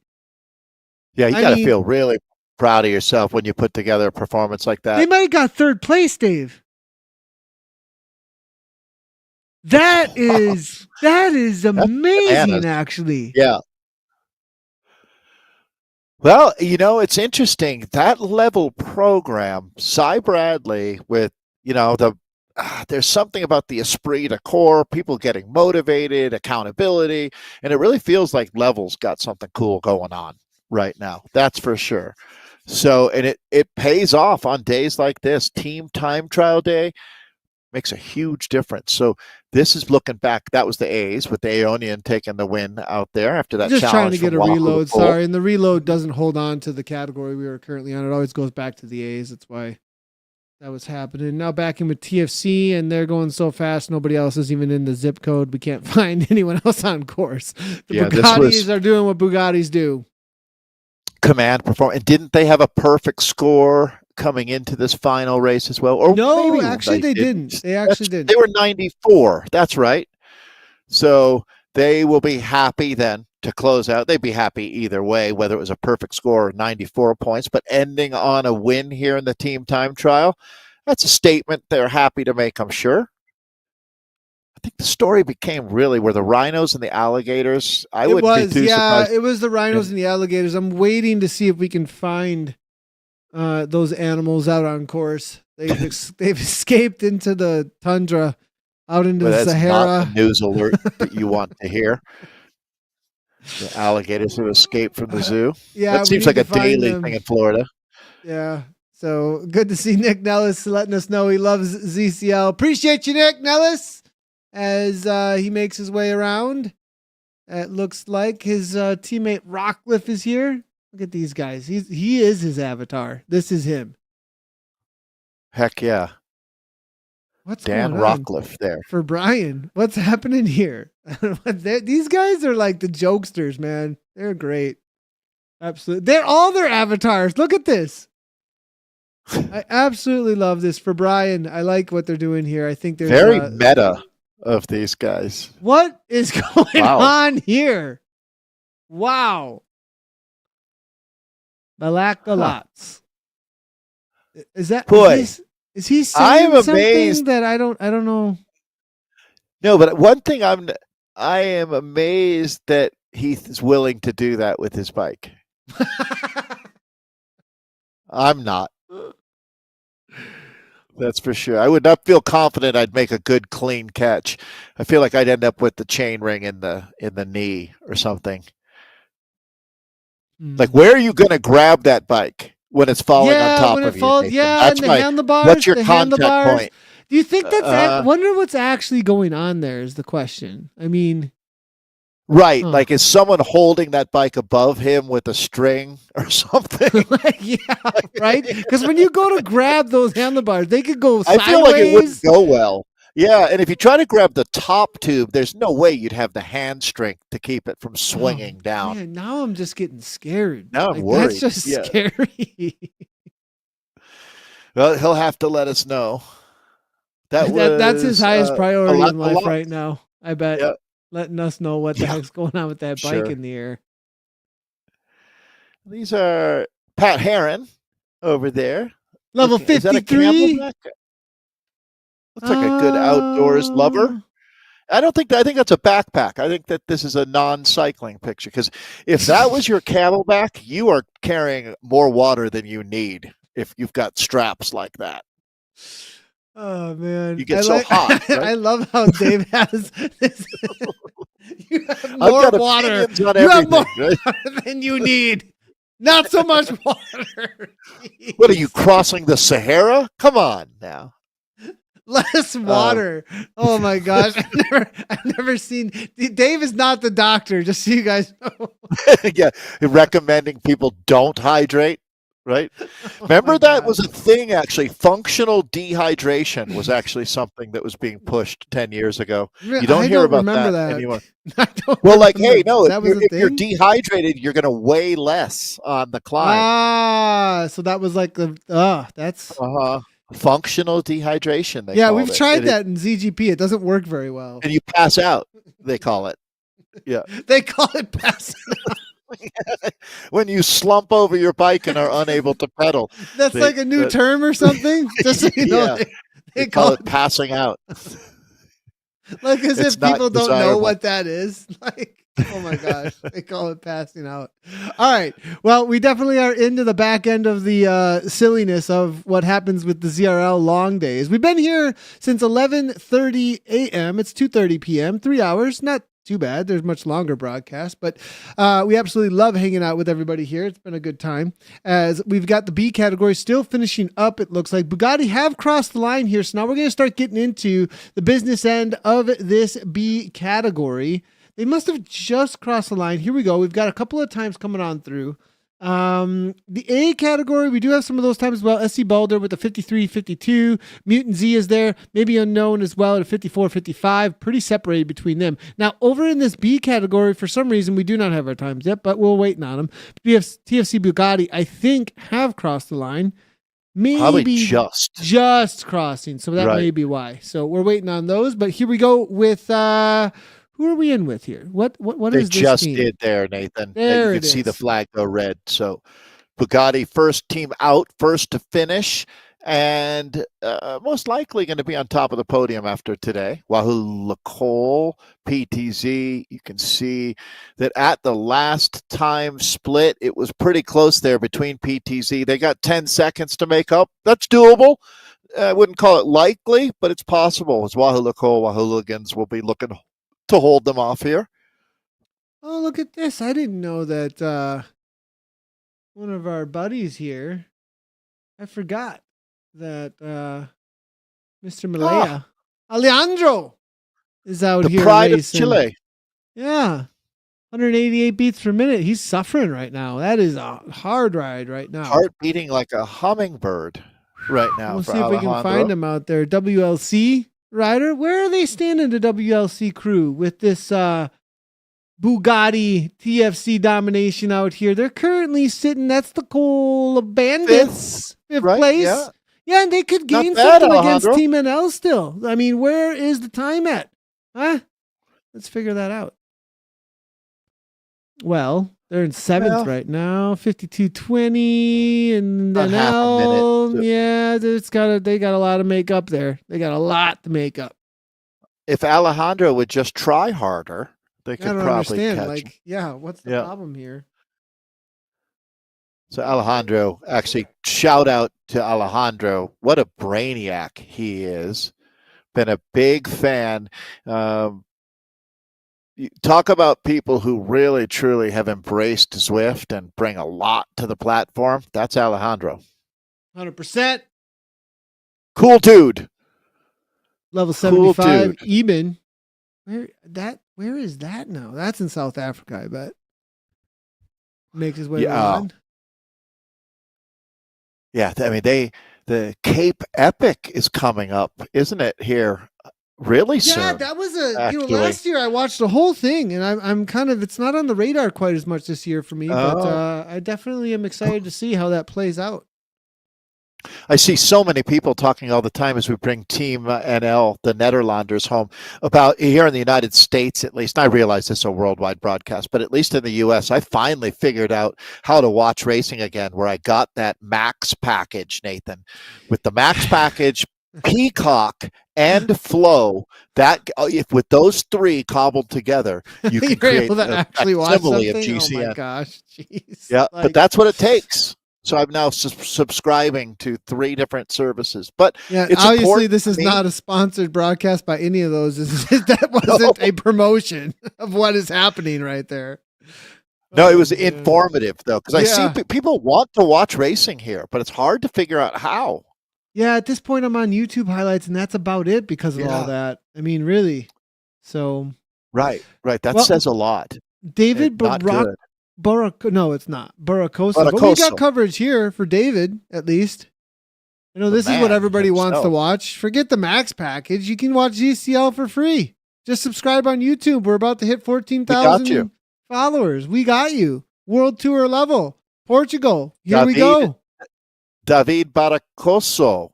Portugal is his country. Portugal the Man, one of the bands that I've introduced before along the way out there. I don't know if you know Portugal the Man, but it's a great band. That's a lot of Portuguese riders coming in hot right now. As now we've got the Wahoo Lacole Bandits. This is Alejandro's team. Alejandro, the Chilean. Where is Alejandro? I think he might have finished his pole.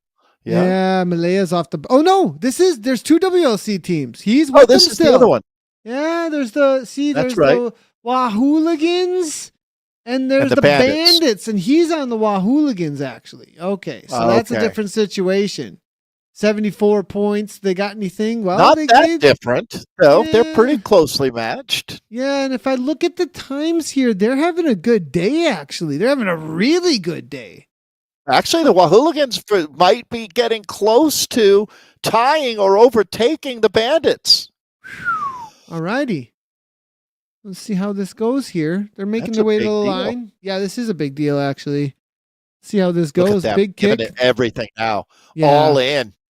Galloping to the finish. Good job, Alejandro, and to all of the Wahooligans there. This is going to be two guys now. Final few meters.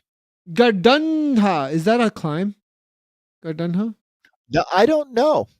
I don't know either. So rather than just answer yes, guessing, I don't think so, though, Nathan. I haven't ever heard of it. And I've heard of everything. including Leroy Jenkins. Including. Well, that Leroy got me Jenkins. up to speed. Yeah. Yep. To everything. That was the one key the one of the universe piece missing. of the puzzle that was missing. Yep. Yeah. We have solved it. That is Dave's number 42. So. There you go. Well. All right. We're waiting for the results. So, as soon as we get these results in for the bees, we'll be calling it here, everybody. I just want to give everybody an update. We are almost at 14,000 subscribers over on YouTube, depending on where you are currently watching. We'd love to have you on as a subscriber to get notifications anytime that we do go live. Twitch, YouTube, Facebook, Twitter. We are live on all of those, but our focus is on the YouTube community a lot of times when it comes to the ZCL broadcasts. Over on our Twitch and personal channels, a lot of times when it comes to streaming, you can follow over on those as well, but not so much for the ZCL broadcasts. You're not streaming on Twitch yet, are you, Dave? I am not. No, but I do watch your Twitch streams quite often. I'll check in and watch you out there racing. Well, we got to get with the program here. I don't know. Yeah. We'll see Dave what need a 2024 Twitch? Let us know, brings. everybody. Does Dave need a Twitch stream? We actually had somebody trying to get you to race with us too, like that. You would be in with one of the teams. I think you've been Zwifting lately. I don't know what I have category. Yeah. Have you tried a team time trial yet? Have you done one? I have not. You never know what's going to happen no way. this year. Look at it. Look at it. Look at the look. At this. You never know what's going to happen this year. Like there's this. That's a really good way to constantly answer that one. in the possibility realm. That's for sure. That's really funny. Here we go. This we'll take it all look all the way down to the Bandits here. Dave, take us through this, as I think this is going to be about where things are finishing up. Great. It's been what a day. So TFC Bugatti getting it done there on top of the table. And they'll take the 20 points that go with it. And Wahooligans with a great ride. Good job, guys. WLC in second. That's impressive. They kept coming and coming and just charging. That? They were in seventh place, Dave, prior to this. That's a massive result. 74? Yeah, absolutely. Dave, how many points are they going to gain? That might bump them up to fifth. It might. We'll have to see. Yeah. So PTZ in third. RR Tenacious Rhinos for fourth. Team NL in fifth. Dirty Beast, the Alligators in sixth. Wow. Wahoo Bandits, that's going to be seventh for them. And then we're still waiting for the finish as they were out on course at the moment. Team Riders Without Borders, two guys, and Sisu. Woo. All right. Big day here with the ZRL. Well, if you're looking for all the results for the all the categories we didn't cover or anything that we weren't actually able to get up on screen, head over to WTRL.racing for all of those. We do our absolute best on a TTT day to cover across everybody and talk about everybody that we possibly can for the categories. But of course, you can always head to WTRL.racing for a full list of the results. They're updated every about 15 minutes or so on the day, as it is a heavy traffic day when it comes to the day. We'll be back for the Americas. It is a very close race later tonight in the A category for the women. They've actually brought in a ringer that's going to be right there next to me, hammering it out actually, as for it, I think it's going to be, is it Riot versus Aonian, I believe that it is. So that's going to be a tough one. We're going to be watching them as well as the B category for the ladies. We'll jump into the Americas East for the men as well for the A's and the B's. It won't be quite as much all over the place, so make sure to tune in for that. Again, make sure to hit the subscribe buttons. We're jumping over 14,000 ASAP. We're within, I think, 70 subscribers or so. Hopefully you are one of them. Thanks for hanging out with us all day today. Dave, I'll see you later today. And from Dave and I, as always, appreciate all of you, and right on.